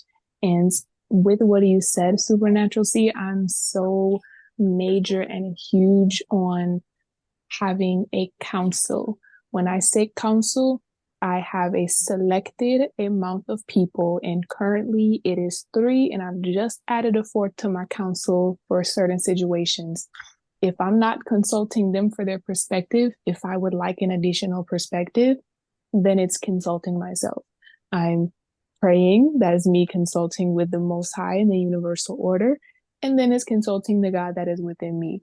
So if it's not those physical bodies or myself, I'm kind of good on your opinion. Not that I'm not open to receive if it's something that could potentially be helpful, but seeking outside of self for word is law can only put you in a position that won't be the most optimal versus the most optimal position. If you are lightly open to suggestions and perspective, of course, keep that open mind. But if you really need that answer, that only comes from within. And like you were saying, Supernatural Steve, sitting down with self, where are you stuck? What is going on? Take the time to break it down and decode it. Start from square one if you have to, bring it all the way down to the root, because you can even take advice given to you and it may not work because you haven't broken down the root yet. And they can't break down the situation for you because only you know what that is. So I love how you said that. Thank you. Can I add Mhm. something really quick? Yeah. Yeah. That I think this is where the balance of masculine and feminine comes in. And Mhm. it just resonated to me that when I really need to seek counsel, I generally seek it from men, because I've Mhm. got a lot of women around, and I'm usually deep in my feminine. I'm Mhm. usually in a deep emotional state, and me in a deep emotional state is either crying or angry, and I need the logic of a man. So when I generally, if I seek counsel, it's a male, and it's like you say, there's probably 3, maybe 4 that I'll speak to, Mhm. and I know that they love me and they're going to give it me direct, and Exactly. whether I like it or not, which is the beautiful thing about masculine as well, is that logical mind will just give it you, whereas a woman Mhm. might fluff it up with stuff and you might lose the message. Mhm. But a man's going to tell you it how you need to hear it, and I think that is superbly valuable for all women. I know I need divine masculine guidance sometimes. Mhm. Yeah. It's like, oh my gosh, don't make sense to me right now. That's not what I wanted, but you know you need it. Getting that masculine perspective. Oh, okay. Gosh darn it. Yeah, you make perfect sense. Okay, thank you. The beautiful message exactly that you needed. So then after you take the emotion out of what you received, wow, this was the perfect logical answer. So, I'm heavy on that too. Definitely, definitely. And before we go to the next question, okay, I'll leave it open-ended for just a second. Are there any final thoughts? Because while we're in this flow, I want to make sure that everybody can get that final thought out while we're in this flow. Is everybody good? Any final thoughts? Okay. So this next question is a very abstract question. And when I heard it, this is not originally from me, forget the source, but when I heard this question, I knew, no, I do remember the source. This was an interview from Will Smith. So I used his question to pose here that somebody asked him. If you could make a law that everyone had to follow, what would it be? It was from a Jay Shetty interview where he interviewed Will Smith on this question. So if you could make a law that everyone had to follow, what would it be?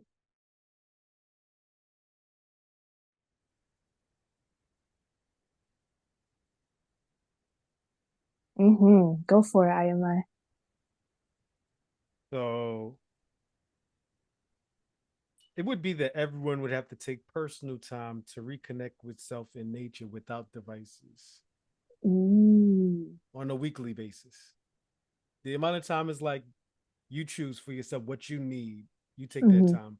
But once a week, everybody with no phone, no smartwatch, nothing. Just you and nature, whether it be hiking or just sitting by a body of water, however you do it, just reconnect with self and nature. Such a peaceful answer. I love that and so vital. Oh my goodness. Now let me ask real quick. Being in New York and everything, Tone, how much nature do y'all have over there? Because I don't think it's a lot of nature. There's It ain't nature, a the lot of parks. nature. You got Yeah, the it depends. parks. It depends on where you at. So in my Yeah, Yeah, backyard, Long Island. I'm in yeah. I Staten So, Island, mean, and there's a pond in my backyard. Yeah. so does your law abstractly, is it a deep space in nature or just anything that you can find that's some type of grounding in nature? Right. So where you So can yeah, find that. anything that Yeah, you can yeah. find. Okay. Right, right. Okay. The next one, what are we thinking? A law everyone has to follow. Mm. Y'all I would pondering? say, I would say, I'm sorry if you guys can hear it, but it's No, too go loud. ahead, go ahead. I think that if I could make, I see there's so many. I'm not gonna lie. Like I could already make 10, but everybody would have to journal, right? Everybody would have to journal, and either weekly or monthly, like everybody would have to find three things that they find themselves accountable for that has transpired in that time, in that month, or in that time. You know what I'm saying? So because I feel like a big issue in our world is like the people who have the capacity, because I understand that there are people who are not like mentally sound or whatever. So I guess this law would be for anybody with the mind capacity or ability to do so. Mm. Like to be able to take accountability, to be able to reflect, to be able to sit down and be with self and understand that where there's areas to grow and like being able to look at that. I think that that's an important feat that people do not take the time to have. And I believe that when you are accountable for things that happen in your life, it is so much easier to change those things or to be mindful of those things, present with those things, so that those things don't keep showing up over and over and over in your life. So that's why I feel like accountability, some way for people to be held accountable in that way. That's good. That's That's one. good. But I have a lot of laws I would make. Mm-hmm. Not surprising, Cynthonia. Don't let Cynthonia get into power, yeah, because we'll be living a very tight life. Um, I think my one is I struggled with it for a minute, and I think what really bothers me is that you can have the super rich and the super poor, and I don't want to sound like a communist, but I think there's something about people getting the financial reward for what they actually do, rather than, so I don't think it's right that you can be an actor and make 100 times more than a surgeon. Like that don't make no sense to me. Do you know what I mean? I think teachers, um anyone that's in a caring profession, those jobs are so hard. You've got people physically aiding people, putting them on the toilet, washing them, wiping them down, doing some seriously hard work, and they're at the lowest pay scale. And then you've got people that do 5 minutes work and they're billionaires for whatever reason. So yeah, I think for me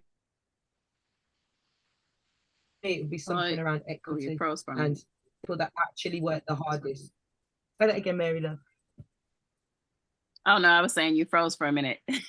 Oh, did I? But you're back. Yeah, Yeah, you're back. You're back. thank you. Um, Yeah, so just the people that actually work. I don't know how it would ever be figured out or judged, but get paid for what you do rather than this unequitable, crazy system where you're actually rewarded in some ways for in some areas for being terrible. You know. Yeah.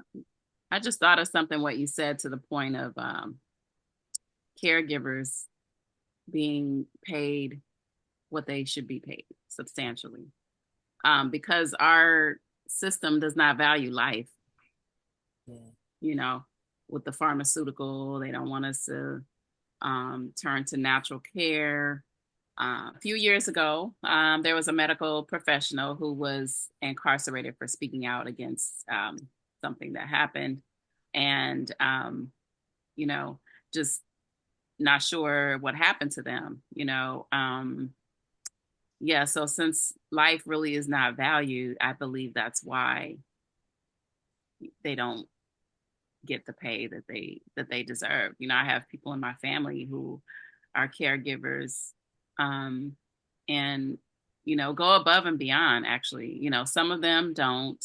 You know, some of, I mean, I would never have put my mom in a nursing home, and then you know, living out of state, of course, too. You know, I told her I always wanted to have a house where I was like, well, you have to have your own, you know, your own suite or something, because my mom liked to collect so much stuff. But yeah, it's just, I just thought of that as you were speaking. Like, I just feel like because life really is not valued, you know, it's entertainment, it's what can keep us distracted from what's really happening, you know. If we're healthy and healing and whole and eating well and, you know, at our optimal state of mind and consciousness, you know, this will be a different world, right? They wouldn't be able to get away with things. Certain things would not be happening, for sure. Yeah, and I want to say that, you know, for all of us, I'm sure everybody has a story of some kind of caregiver that the level of love that they can, because it's not a money thing as well. Mm-hmm. You meet some of the best people in these places. Yeah. You know, and I'll never forget. It still to this day just warms my heart when my daughter was having her operation when she was 11 months. No, she was 6, 7 months, and I was pregnant with my second, and I had to stay overnight in the hospital. And the nurses, because I had morning sickness and I was mashed down, so exhausted, and I was breastfeeding, morning sickness, pregnant, and they made me a bed, and they tended to me. They tended to me like I was their patient, and they didn't have to do any of that. Right. But it was just pure love and empathy that created that. And I will never forget it, because I just think you just didn't have to do it. And that gentle touch, what that did for me in that moment, you know. So caring professionals, wherever they are, they're some of the highest level people. Yes, they are. You know, and the cleaners, the people that take care of our environment, and society teaches us to look down on them, which is absurd. And Mary, have you thought of a law that everyone would have to follow? So this is a nice segue into what I was going to say. Okay. I would have in place that would have to be a daily practice. Every day you would have to practice and show some form of love to someone you don't know, because it's easy to show that. Well, no, and sometimes it's not easy to show it to people that we know, but some act of love with strangers, love and care and empathy and compassion, because so much of that is missing. And every day I just come across the lack of compassion and love. And, you know, it's disappointing, especially when you're going through something at your highest point of sensitivity in your emotional state, your mental state. And you never know what somebody's going through. So I always try to keep that in mind. Even more so now, I'm even more aware of it because I'm going through the loss of my mom. So, you know, and I want to say to your point, Caroline, with some of the people in the hospital and the rehab facilities, they were so nice. And a lot of them, because it was California, the Bay Area, a lot of them were Filipino. And we were actually having this conversation yesterday about just how there's other races and ethnic groups who are very loving toward elders. But Americans, a lot of Americans just aren't raised that way, and we're losing that. A lot of us, in the older generation, our age group, even some younger people, but a lot of younger people I come across, they're just so rude to elders. And our elders, like, just to give a quick example, I was at Family Dollar, and there was a lady, a couple people ahead of me. Right. She had a hand basket of stuff. And this older gentleman, clearly somebody who could have been her grandfather, he stepped in front of her. So I came on the line when this exchange was just happening. So I didn't see him do it. But she was going in on him, this older man, and he only had 2 items and she had a whole basket full of things. But she made this big deal, speaking loud, being disrespectful. She didn't curse him out, but she was just like, you see the line is at the end, and why you step in front of me? And he's like, well, I only have 2 things. And he was like, and I'm not going on the line, right? So I'm just standing there like, how's this going to turn out? And I was going to say something, but I didn't. So, after the older gentleman went to the cash register, there was a younger man behind her. Now, he could have said something during that whole exchange, but he waited till after to, like, indirectly say something to the young lady. So he's like, some people are just so mean. And then, and she turned around and she just like, she looked, and I'm like, okay, where's this gonna go? So I was just quiet. And I'm like, I don't do that, because if I see that if I happen to turn around, I try to be very aware too of my surroundings, where I'm at, especially now with people coming in and you don't know if something's going to happen. So if I turn around and I see an older person, and whether they have more of me than not or not, I'll offer them to come in front of me. So I try to always give respect to but that's, to say that the people in the facilities, the hospital, the rehab facility, but I was always there. So maybe that's why too, but you could kind of tell like who's naturally really like that. And whoever wasn't as attentive as I needed them to be with my mom, then I would let them know. But yeah, I mean, for the most part, she received great care in her last couple months. And, I really appreciated that. So I think I feel like that's what would have to be a daily practice. Love, showing love. So love is everything to me. That's why I name myself what I name myself. And I think that that's a beautiful law. And not that it's a forgotten art, but making it intentional even helps people learn. If you have to show some type of act every single day, then that's what gets hardwired into your habits and becomes who you are. And my law is a bit on the direct extreme side. It's a direct, momentous, immediate response to karmic law. That which you do unto others gets done to you. And that would allow people to be much more conscious and aware of how they treat people or the things that they do. If you decide that you want to crash out, is crash out used in the UK? Well, tell me what it means. I think we mean okay. The same. Basically, if you want to go off the deep end and just kind of start behaving in a really awful way, if one day you're good, then the next day you decide you want to go do something crazy, or if you decide you just want to blow up and have no more common sense with your life, and now you just want to be this really type of awful person to whatever degree, you've crashed out because you went off course of who you are and just decided to go all the way left. Mm-hmm. Okay, so that's I crashed out, so yeah. but I crashed out.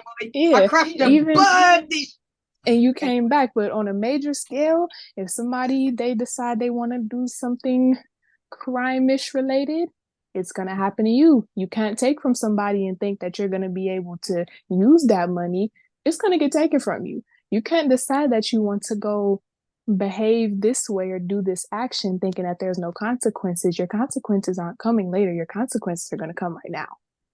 So that will make people very conscious of things that they do because they know that it's coming directly back to whatever degree you did what you did, it's coming back.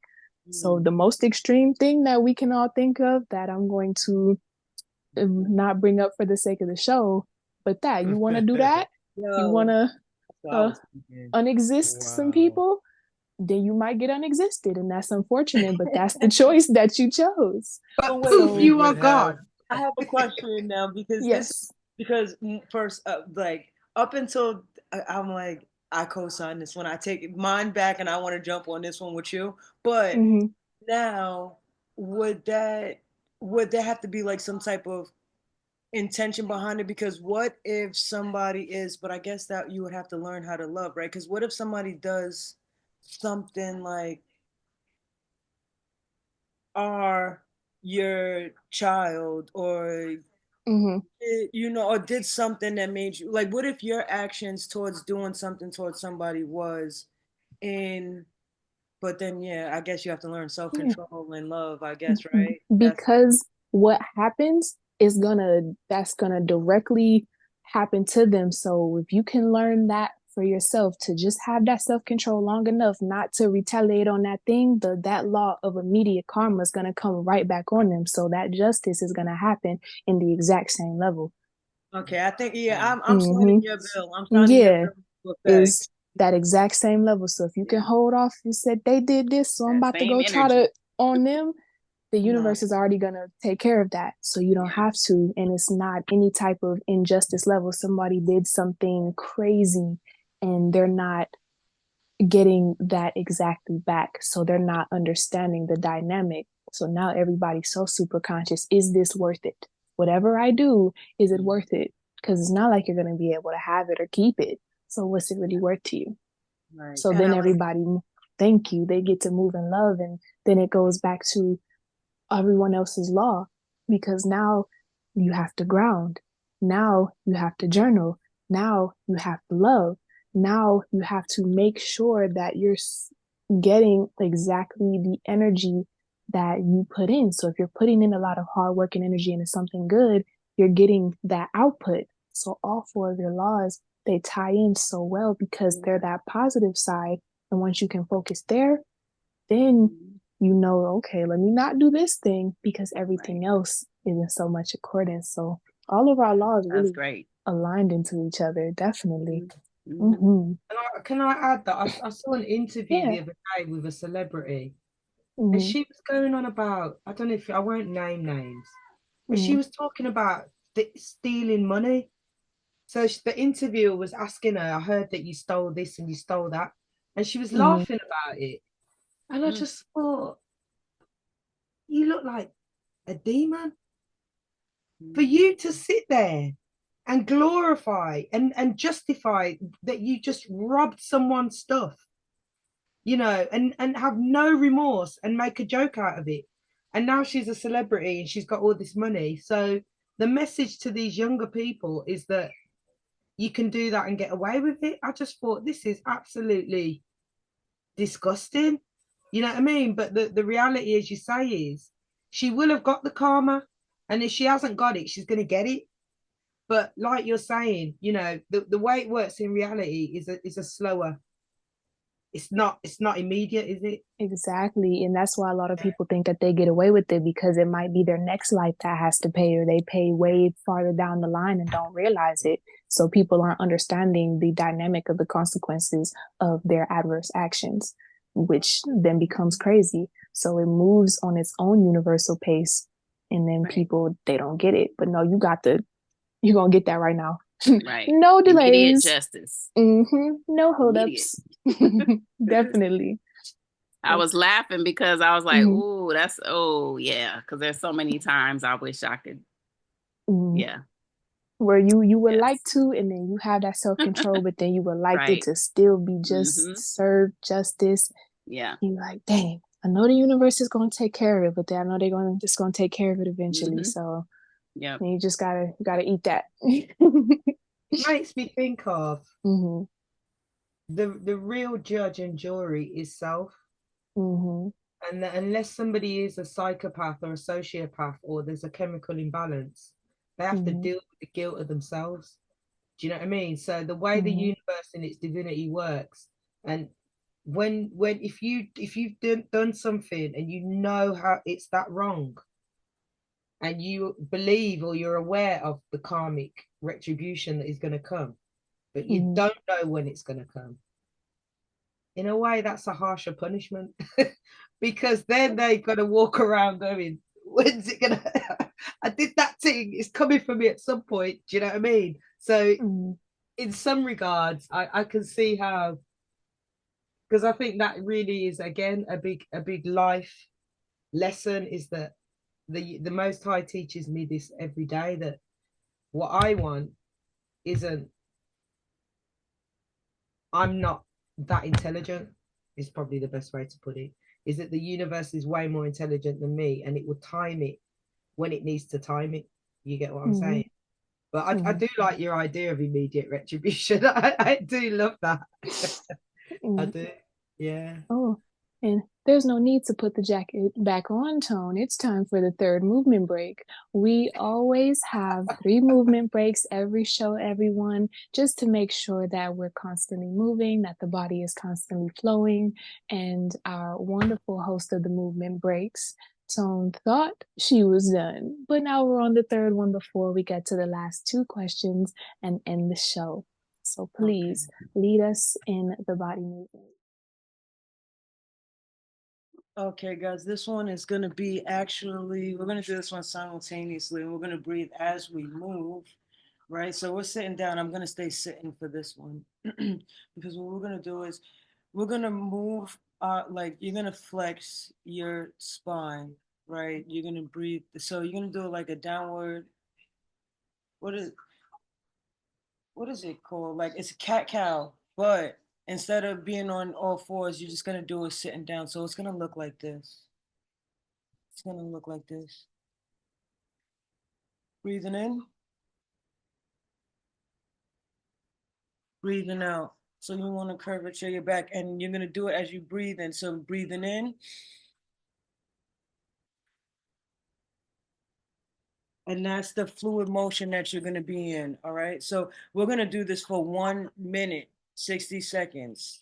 All right. Then we're gonna take a break for 10 seconds. We're gonna shake, and then we're gonna go again for 1 minute in the same moving fluid motion. Okay. And give me 1 second. Let me put the time on and we start now. All right. Breathe in, breathe out. All right. So at your own pace.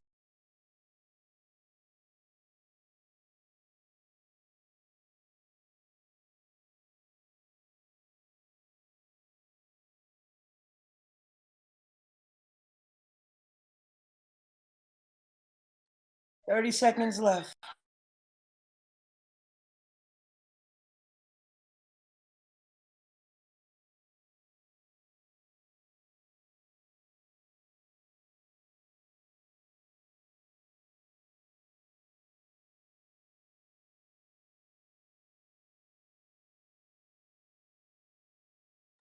It's 5, 4, 3, 2, 1. All right. And now for 10 seconds, we're just going to shake it out. We're going to shake it out. Just shake it out. Shake it out. Shake your legs. Shake your arms. Shake, shake, shake, shake it. 5, 4, 3, 2, 1, 1. All right. So we're gonna go back in. We're gonna go for 1 more minute, and then that's how we're gonna close out this last minute on this last breathing. Ready and let's go. 1 minute.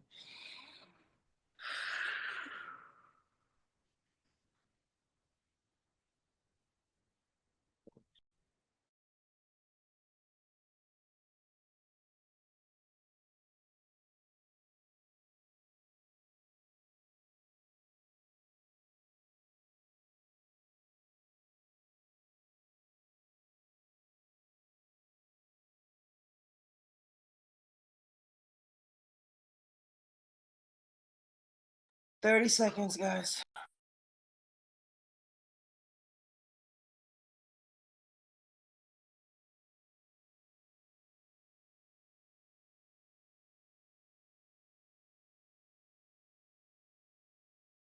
All right, 10 seconds, guys. 10 seconds, guys. Ooh. 5, 4, 3, 2, 1. All right, guys. Then that closes up the final round. Thank you guys for going on this movement journey with me continuously, and I hope you guys feel a little bit more fluid. That definitely made me feel it in my shoulders going like this. I realized I need to relax my shoulders more. Oh, yeah, most definitely. The main time I can relax my upper body is when I'm wearing heels. Other than that, I noticed that I'm a bit stiff. I wear heels and stilettos a lot, and that helps me be more relaxed, weirdly. But when I'm not, then I'm just, okay, I'm focused. Just relax your shoulders. That's it. So doing those breathing stretches definitely help me do that. Okay. So we're at the final stretch of the show. These are our last two questions. And these last two questions are even deeper than the first two questions. And the first two questions really took us on a journey. Now, this one requires a lot of introspection. To go with the theme of never the fool. You are never going to be who you were as long as you continue to choose betterment in the best version of whoever you are in your particular stage of life. So, this third question is choose an age when you needed you the most. What advice would you give to that younger version of you?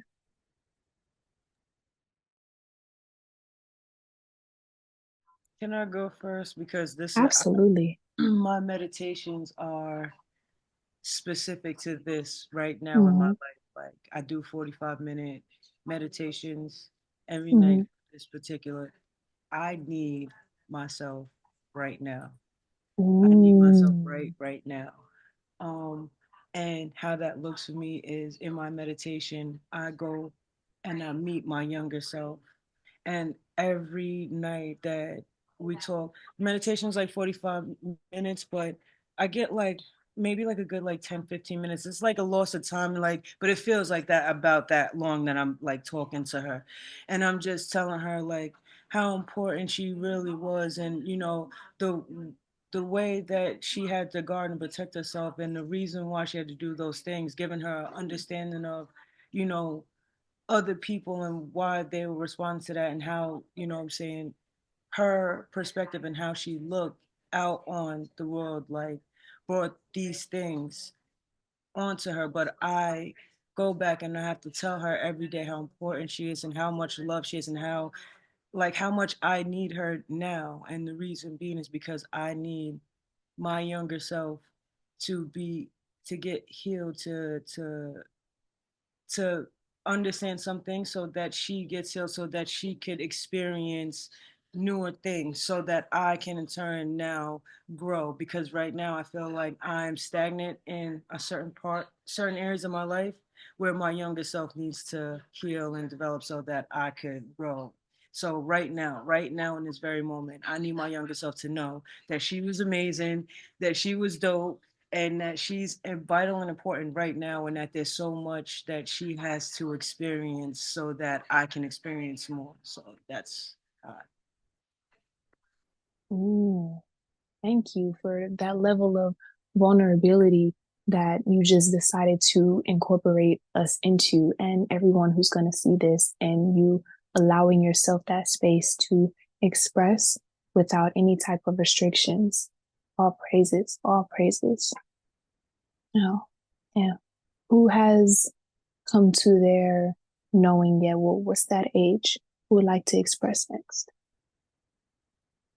I I'll see some go thoughts. ahead. I'll go ahead. Okay. So, in around about my late teens, early to mid 20s, Mm-hmm. I was inebriated a lot, almost on a daily basis. Mm-hmm. that time I needed me the most. And I would, if I could offer the advice at that time to myself, I would tell myself, like, life is just as fun, if not more fun, with a sober mind. Mm-hmm. You get to be aware and Mm-hmm. fully be in the moment. And Mm-hmm. you remember it, because I blacked out a lot. So, Mhm. yeah. And those times can really, it'll put you in this type of purgatory. What even happened in my life? And those experiences, I called myself having fun, but did I? What was actually going on to where I could have truly expressed that? And I've had scenarios like that as well. Like, what happened here? What was any of this for? Honestly. And so that level of power speaks to so many people, and how that experience is so many people's experience, but for different reasons and on different levels. And I love what you said, that you would even say to your younger self that life is just as fun, if not more fun, with that sober conscious mind, to be able to experience what's around you versus picking up on the energies that you don't need, with having the spirits in you taken over from the inebriation. That was powerful for sure. Mm, no. Mm. Mary, your supernatural Should I seed, what's go? going in your mind? Yeah. You want to go, Caroline? No, you go, see. Okay. Okay. I was trying to think of it. At first, I was thinking like my early 20s, but no, it started when I was like 6 or 7. Mm-hmm. My mom would always try to comfort me, but she raised me by herself. So being young, that was hard because I would see my schoolmates with both of their parents, or I would be sad a lot because I felt like I wasn't important or special because my dad wasn't in my life, chose not to be in my life. And I remember one particular night, and I had to be I was 6 or 7, because I remember we lived in this one particular apartment. And she, I was just crying. She was just comforting me and holding me. And I don't remember what she said, but I know it was, something positive. I'm like, man, I know that had to be so hard for my mom, because but she never talked bad about him until I was older, which was surprising too.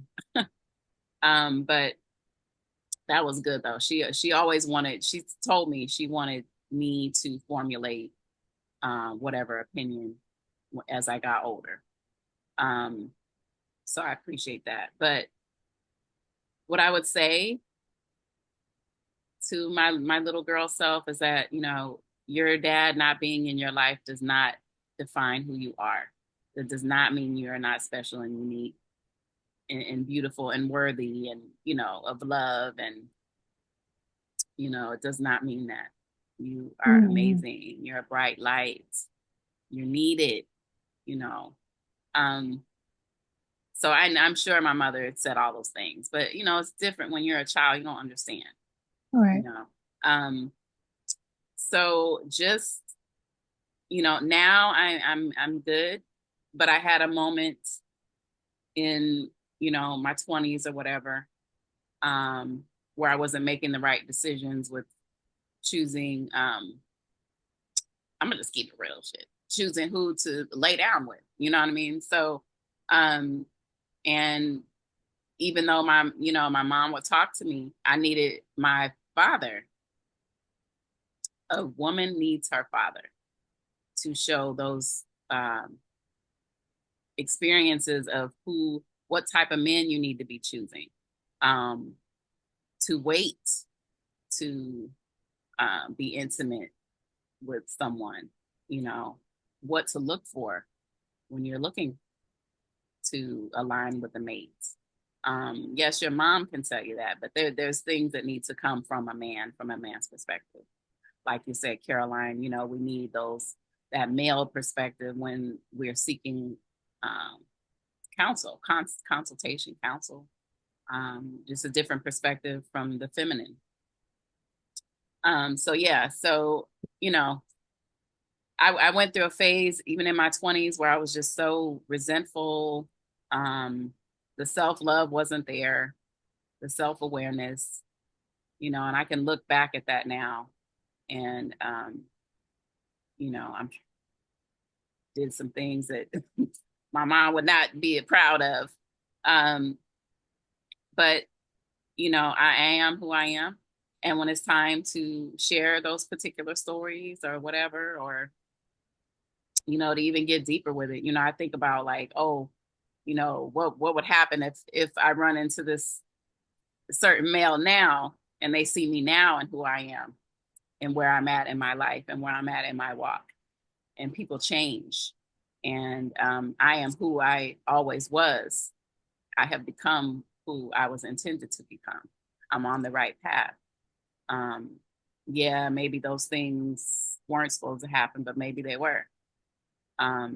So, I'm not ashamed of anything. And if anybody comes to me and tries to say anything like that, you don't know who I am now. And I'm very proud of who I am now. And I can hold my head high as I always did, but now even more so. So yeah, I needed that journey, every step of my journey. I'm no longer mad at my father, but I choose not to have a relationship with him because he hasn't grown. And I can't be around him or talk to him. There's certain things that do trigger me, but I no longer have like that hate and that resentment. But I have said to the universe, I don't want to come back to him with him in this next life, because I probably will have to come back. But if I have to come back, I don't want to be connected with him. Whatever he's got to learn, it's gonna have to be with another soul. I don't want it to be with me. I don't feel like I need that. I don't need that. I don't need to go back to that. I've learned my lesson. You're ascended. Yeah. So, thank you. I love that. Absolutely. Absolutely. And the fact that you even knew to now in your life revisit just that younger version of you and go so far back into the root of what it is, like what we were talking about earlier. When you only know your roots, you can know what needs to be plucked, where are the weeds, what roots need to be nurtured and watered, when it's time to repot that plant because it's grown too much and you've grown so much. So you're no longer that little plant and you're able to just still tend to that version of you. All praises. Amazing, amazing. Supernatural C, what about you? Well, I resonate with everybody. Everybody's just hit it on the head. I resonate with Cynthonia right now. I resonate with I, and I know them drunken states and those inebriated states. Been there, done that. That's quite common as well amongst young people, our age group as well. Just young people, full stop, going a bit wild. And yeah, absolutely. And I definitely resonate with what Mary just said as well, in terms of not really having that male love and guidance and role modeling, and then being a female out there in the world not really fully understanding her worth or how men are. So I think there's two ages. I'm going to try and speed through it. The first was at age 7, and my younger sister, I'm sharing this, I pray that it doesn't bother her that I'm sharing it, but she was really ill. And now what I know in regards to child development, 7 years old was huge in terms of me in my development. And something that I realized, I was looking through, I'm writing this book and I was looking through photographs to put in the book. And I could see the difference in me. I could see me prior to 7 and me post 7. And post 7, I looked depressed. And it made me think about my mom's friend who used to always go to me. She used to always come and massage my eyebrows and say, pick up your eyebrows, right? Because what she was saying was that I was like this, right? And I used to think, what are you talking about? But it changed. It absolutely shifted my perspective on the world at 7 years old. It brought into sharp view that people can die. that something can happen overnight and shift your world. And what was in parallel with that was my intuition, because I came out of school and she wasn't there.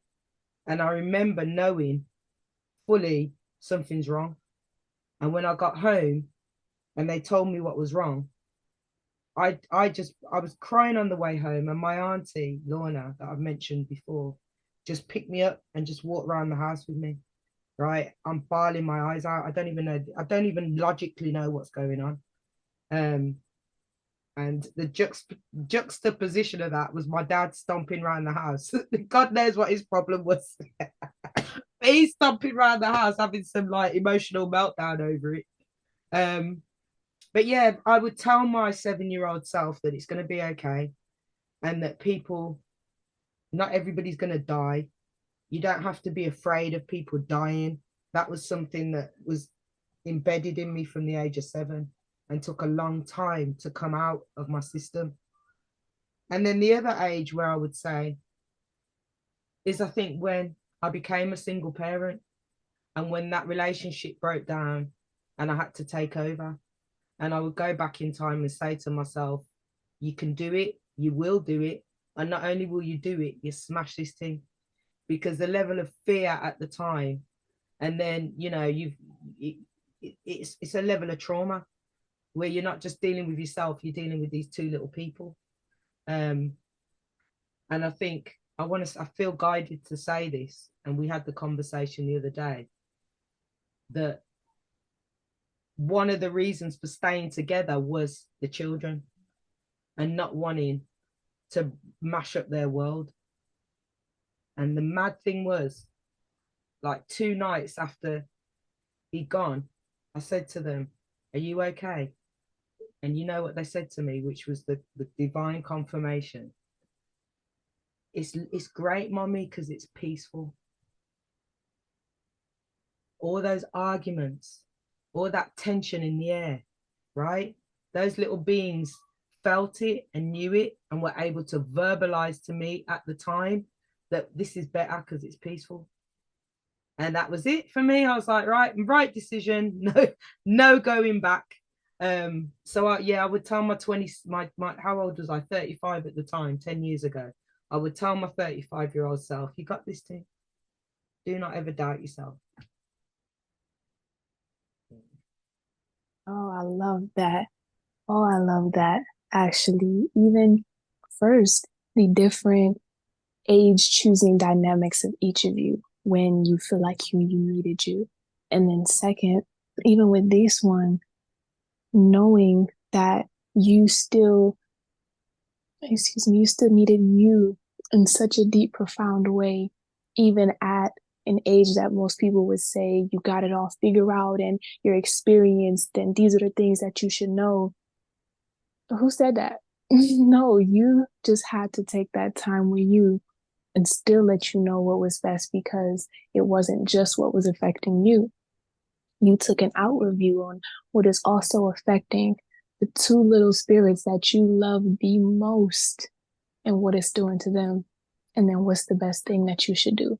And it's almost as if looking out for them helped you look out for you, because what choices may you have made if you did not have their best interest at heart, or if you didn't love them so deeply, because there are a lot of mothers that don't. But you're one of the ones that do, and that helped propel you forward into even creating some of the most peace you've ever had. Well, that's amazing, amazing, powerful. Thank you, sis. Absolutely. All praises to the Most High for all 4 of your journey, honestly. And to everyone who will listen, think about these questions, and even all praises to your own journey and where you are now and when you needed you. And even as I think about mine, there, of course, are a few, like a lot of us, but if you have to pick one, I'll pick to go to the root, or I could go to this one right here, and it was age 1920, something like that. This is the time when I began to behave hypermasculine, very out of my element, because I did not feel safe around the ones around me. Even the guys that were around me, they had very, they had many of the negative feminine traits. So I said, okay, somebody got to be the dude around here. I guess I'll do it. Or some of the females that I were around, they didn't have self-control, self-awareness, and I'm A, taking the Cancerian mothering perspective, but then B, somebody got to be the dude around here, so I guess I'll do it. And it just went on a bunch of me taking the protector role for those around me, taking on this very hypermasculine, nonchalant mindset when I was always a very sensitive spirit who wanted to be able to freely express that which I feel and be received and understood and have all of that be cherished. But because there were a lot of unhealed individuals around me, they, one, probably couldn't process that. And then two, nobody was trying to hear that.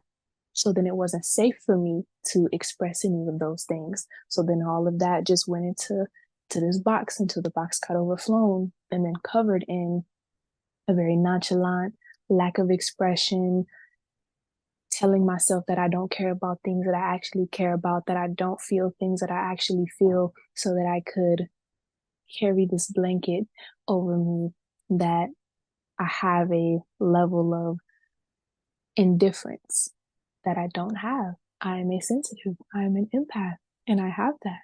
I am extremely divine feminine, and that is what I am. And that is what I love. But in that time, I didn't. So I would tell her, don't compromise that for anything, because the situations that you're putting yourself in and the people that you're around, they're very mid anyway. So you can really just go ahead and get rid of all of them and all of that, and then put yourself in this much safer position for you and be who you are. Just change where you are and who you're around, make your environment better for you so that you can unarm, you can disarm. Because right now you're full armor. You're wearing the medieval armor plus the samurai suit, plus you're wearing the costume. But it's heavy. It's a lot. It's hot in here. You're sweating. It's not gonna work. You're tired. So just be that which you are. And that would have even helped those parts of her journey up to now much sooner. I'm grateful I know what I know now, but telling her that in those moments, it felt like eternity when she was experiencing it. So I would tell her to disarm. And in order to disarm, you have to remove you and go let them be miserable over there. And whatever they don't have, they have to figure that out. You cannot do that for them. You're a woman. You cannot be a male for other men. They got to learn that. You cannot be the strong man out the bunch for these women if they want to continue to compromise themselves. That's not your role. Your role is to protect you. Mm-hmm. Snap, snap, snap, snap, snap, snap, snap, snap. Because at the end of the day, what's so true is that Mm-hmm. this is my life story, and that's ultimately why I ended up going to prison for 10 out of 12 years, is because why am I conforming to the people around me when the people around me are no good for me anyway? You know what I'm saying? Like, it didn't make any sense that I was trying to conform to be what was more acceptable, or I was forcing myself to be understood in this group, or you know what I'm saying, when this group wasn't for me. Like, it just wasn't for me. I am an empath. Mm-hmm. I'm a sensitive being. I'm a light being. I'm, you know what I'm saying, I'm all those things. I'm more into spiritual and growth and not into material. I'm not nothing like the people I was trying to be like getting being in a gang and doing all of this. I'm not into hurting other people like for no reason. So I say all that to say, like, I know just that, like, why was I? Mm-hmm. And every time that I do it, every time that I've done it, I'm mature. Of course, I still make mistakes, but nothing along those nothing that bad. But every time I did do it, growing up when I was younger, I always found myself in some type of trouble or something, like either something would happen where somebody would flip roll me or something bad would happen, or like, and in the worst case, like I ended up going to prison. Every time I put myself in a situation and tried to conform to be like those people, instead of removing myself and being around people like myself, and it always ended up bad. So it's just funny you said that, and I could completely relate. That's The universe said, "You get it now? You get it now? Do you get it now?" So you keep getting it now. Like, okay, sorry, I got it. I got it. I promise. We're good. Appreciate it. Like, we got it. But no matter how many times it takes, as long as we get it. And that brings us into our last question, very similar to the question before. So if there is an extra contribution, feel free. If not, we'll go with the flow. This one is, what did you learn from one of the most foolish times in your life? And for me, I expressed what I did learn in that time. Of course, there's a lot, but I'll say that mine was encompassed in my last answer, is that you can literally be who it is you are. And the only thing it's going to take is a decision to put yourself in the environment that's for you so that you can unfold your lotus flower and heal properly. That's it. It's so simple. Stop making it hard. What are you doing? You're making it so difficult for absolutely no reason. And I am finished making things difficult that don't have to be. Can I just comment on that before I say my bit? That I Yes. just think that an empath, not being an empath, is death for the empath.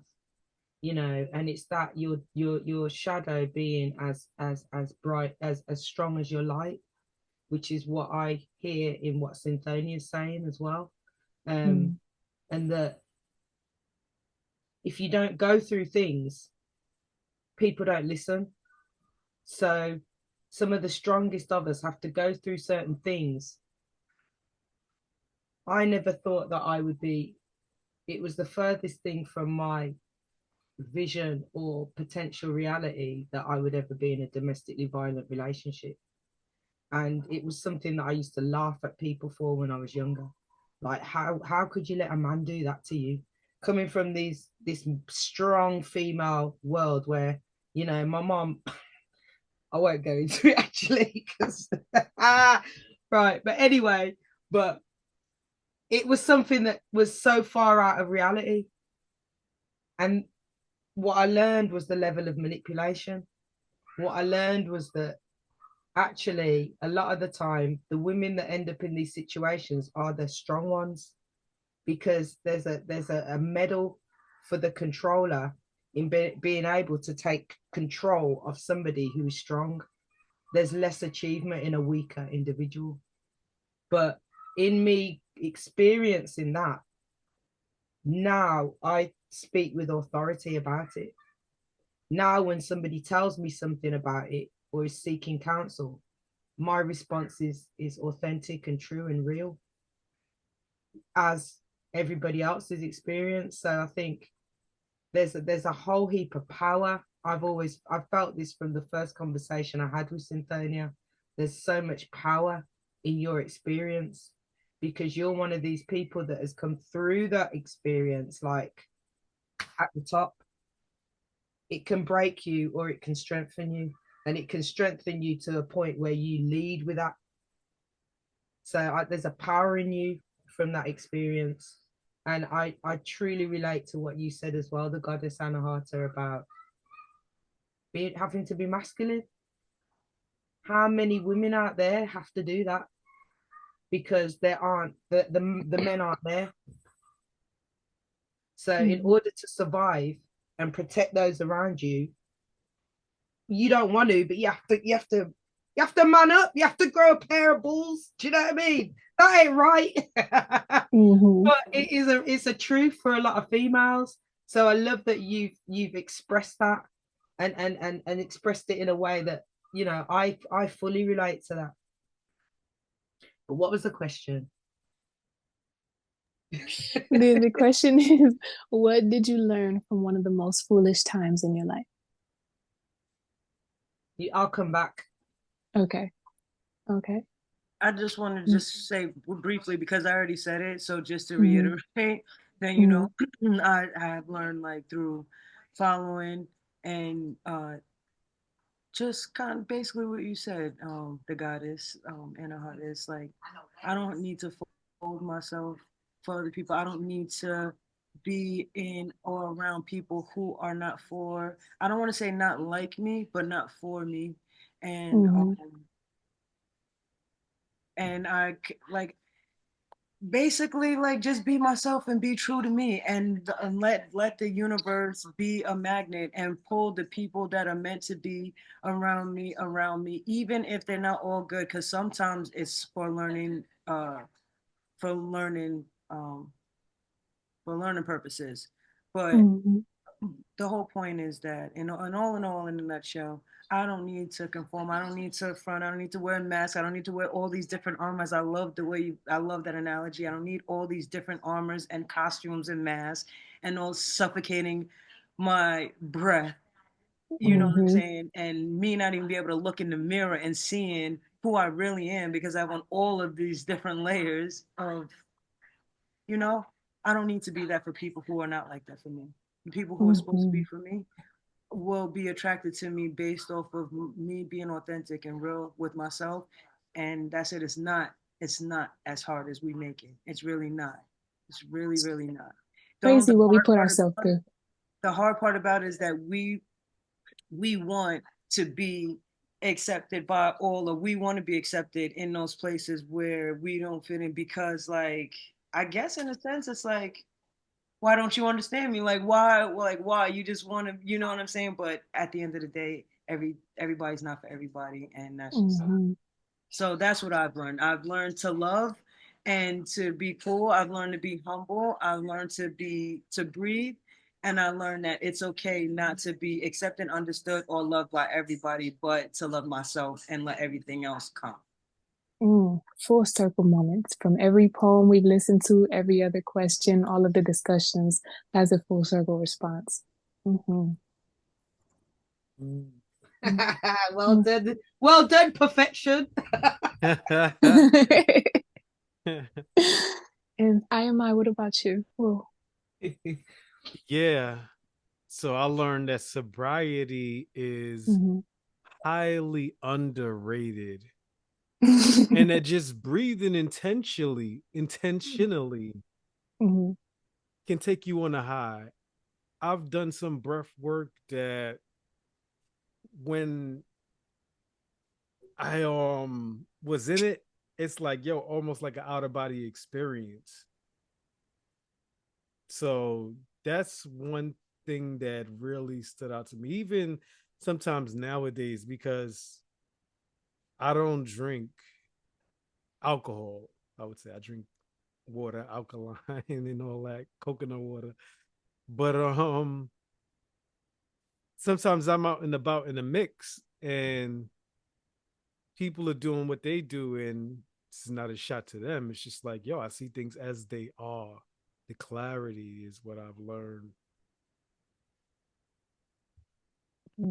I love that. The clarity, the absolute clarity. You can even observe different people and how what they choose affects them. And then sometimes you can even see and start to pinpoint the energy. Are you just having fun? Or is this for something deeper? Because based on your actions in that state, it looks like there's something deeper. It doesn't really look like this is fun for you. Because I'm all for having fun if it's fun for you, but not if you're 100%. masking something and then it's not fun anymore, which that is majority of the case. Is if you can indulge calmly every once in a while without taking yourself to this very extreme state because you're hiding from something or running from something, then okay. But if that's not something that's within your realm of control, then maybe you should cut it all the way off so you can get that clarity, like you said. And that clarity is, that part is addictive. When you can finally Oh see yeah. and think clearly, the clarity is even more addictive, really. Mm-hmm. Mm. Oh, I love what you said there. What about you, Mary? So I would say one particular experience. I was dating this guy who was from Brooklyn. Mm-hmm. And we were in a relationship maybe 2-3 years. I didn't see it then. So my ego coming into play, without going through the whole story, my ego was in play. I was trying to get back at those women he cheated with, but all I did was disrespect myself. I played myself. Mm-hmm. So even though I had love from his family, because they were really trying to lift me up and support me and surround me, and during that time, even though they were telling me these things, like, why are you still dealing with him? And like I said, trying to get back because I was hurt. But no, I just disrespected myself. I would absolutely not do that now. And I was much older. I mean, that was my first experience in older, when I was supposed to be mature and know better. But trying to give someone a chance and all of that. But now I know better. I'm at a different journey in my life, in more of my spiritual, cosmic self, higher self.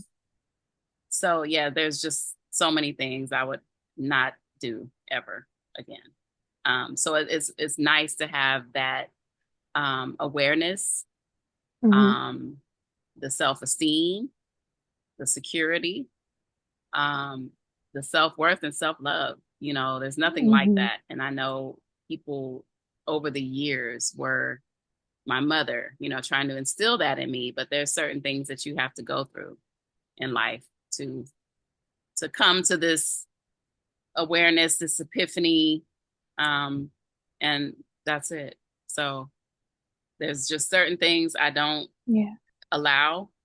I see things now from certain traits, certain characters, the red flags that we need to pay attention to. I pay attention to those very much so now. Any type of trait or characteristic I see in someone that's like him. Nope. No, thank you. Yeah, I'm good. Absolutely. And you understanding that while those experiences weren't necessarily favorable experiences, that is what helps you be able to have the ultimate level of discernment and have the strongest set of boundaries, to where you could have still been rocking on the fence of not knowing your boundaries if you hadn't had those experiences, because you wouldn't be aware. So that awareness, the boundaries, and again, that clarity, like I and I said, you have just that different level of clarity in that sight. Beautiful that you can now be exactly who it is that you want to be and have that type of discernment. And so, Supernatural C, before we close out the show, we ended with you. What have you learned from the most foolish time, or one of the most foolish times? I think never try and hold on to things, especially people grasping onto things. And there's been times of my life where I've humiliated myself. I won't put that lightly, because I've got such a big heart and I don't want them. I might be considering someone else or whatever else, and I've begged people, don't go, or please stay, or whatever. And you see in those moments the power that you hand over. You see that person literally swell, do you know what I mean? And while you shrink in significance. And what the universe has shown me, what life has shown me, is that one leaves, another comes in, always. And whatever comes in is always better than what left. So when you try and hold on to things and grab onto things, you're stopping your own development, because everything is a part of your own development. So I've come out of the guilt and shame of it. There were times in my life where I had a lot of guilt and shame about it, because I know I humiliated myself, and I watched them enjoy that humiliation and be empowered from it.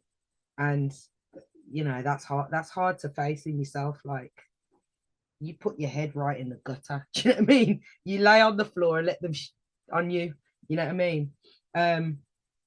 Yeah. So I think that's it. Let people go. Others come in, and it's always all right. Mm-hmm.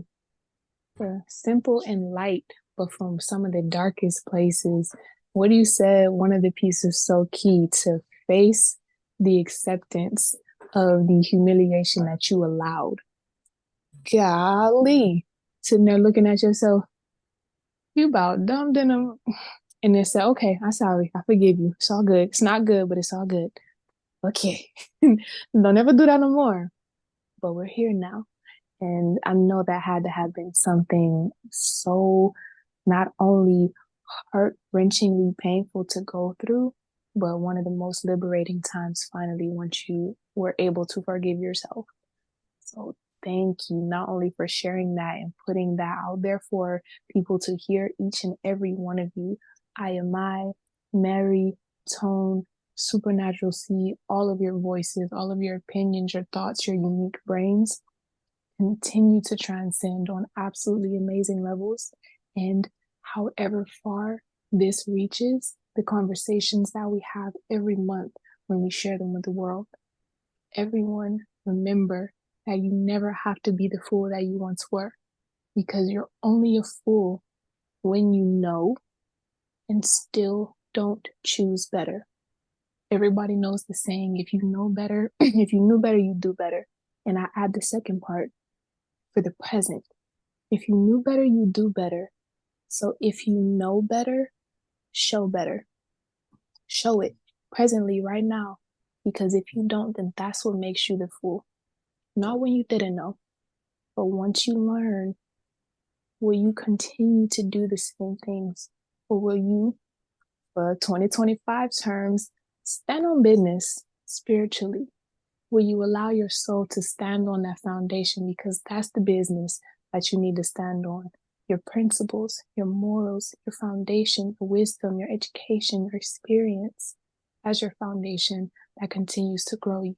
And make sure that you are not the jester, that you are the king and the queen and the god and the goddess in your story.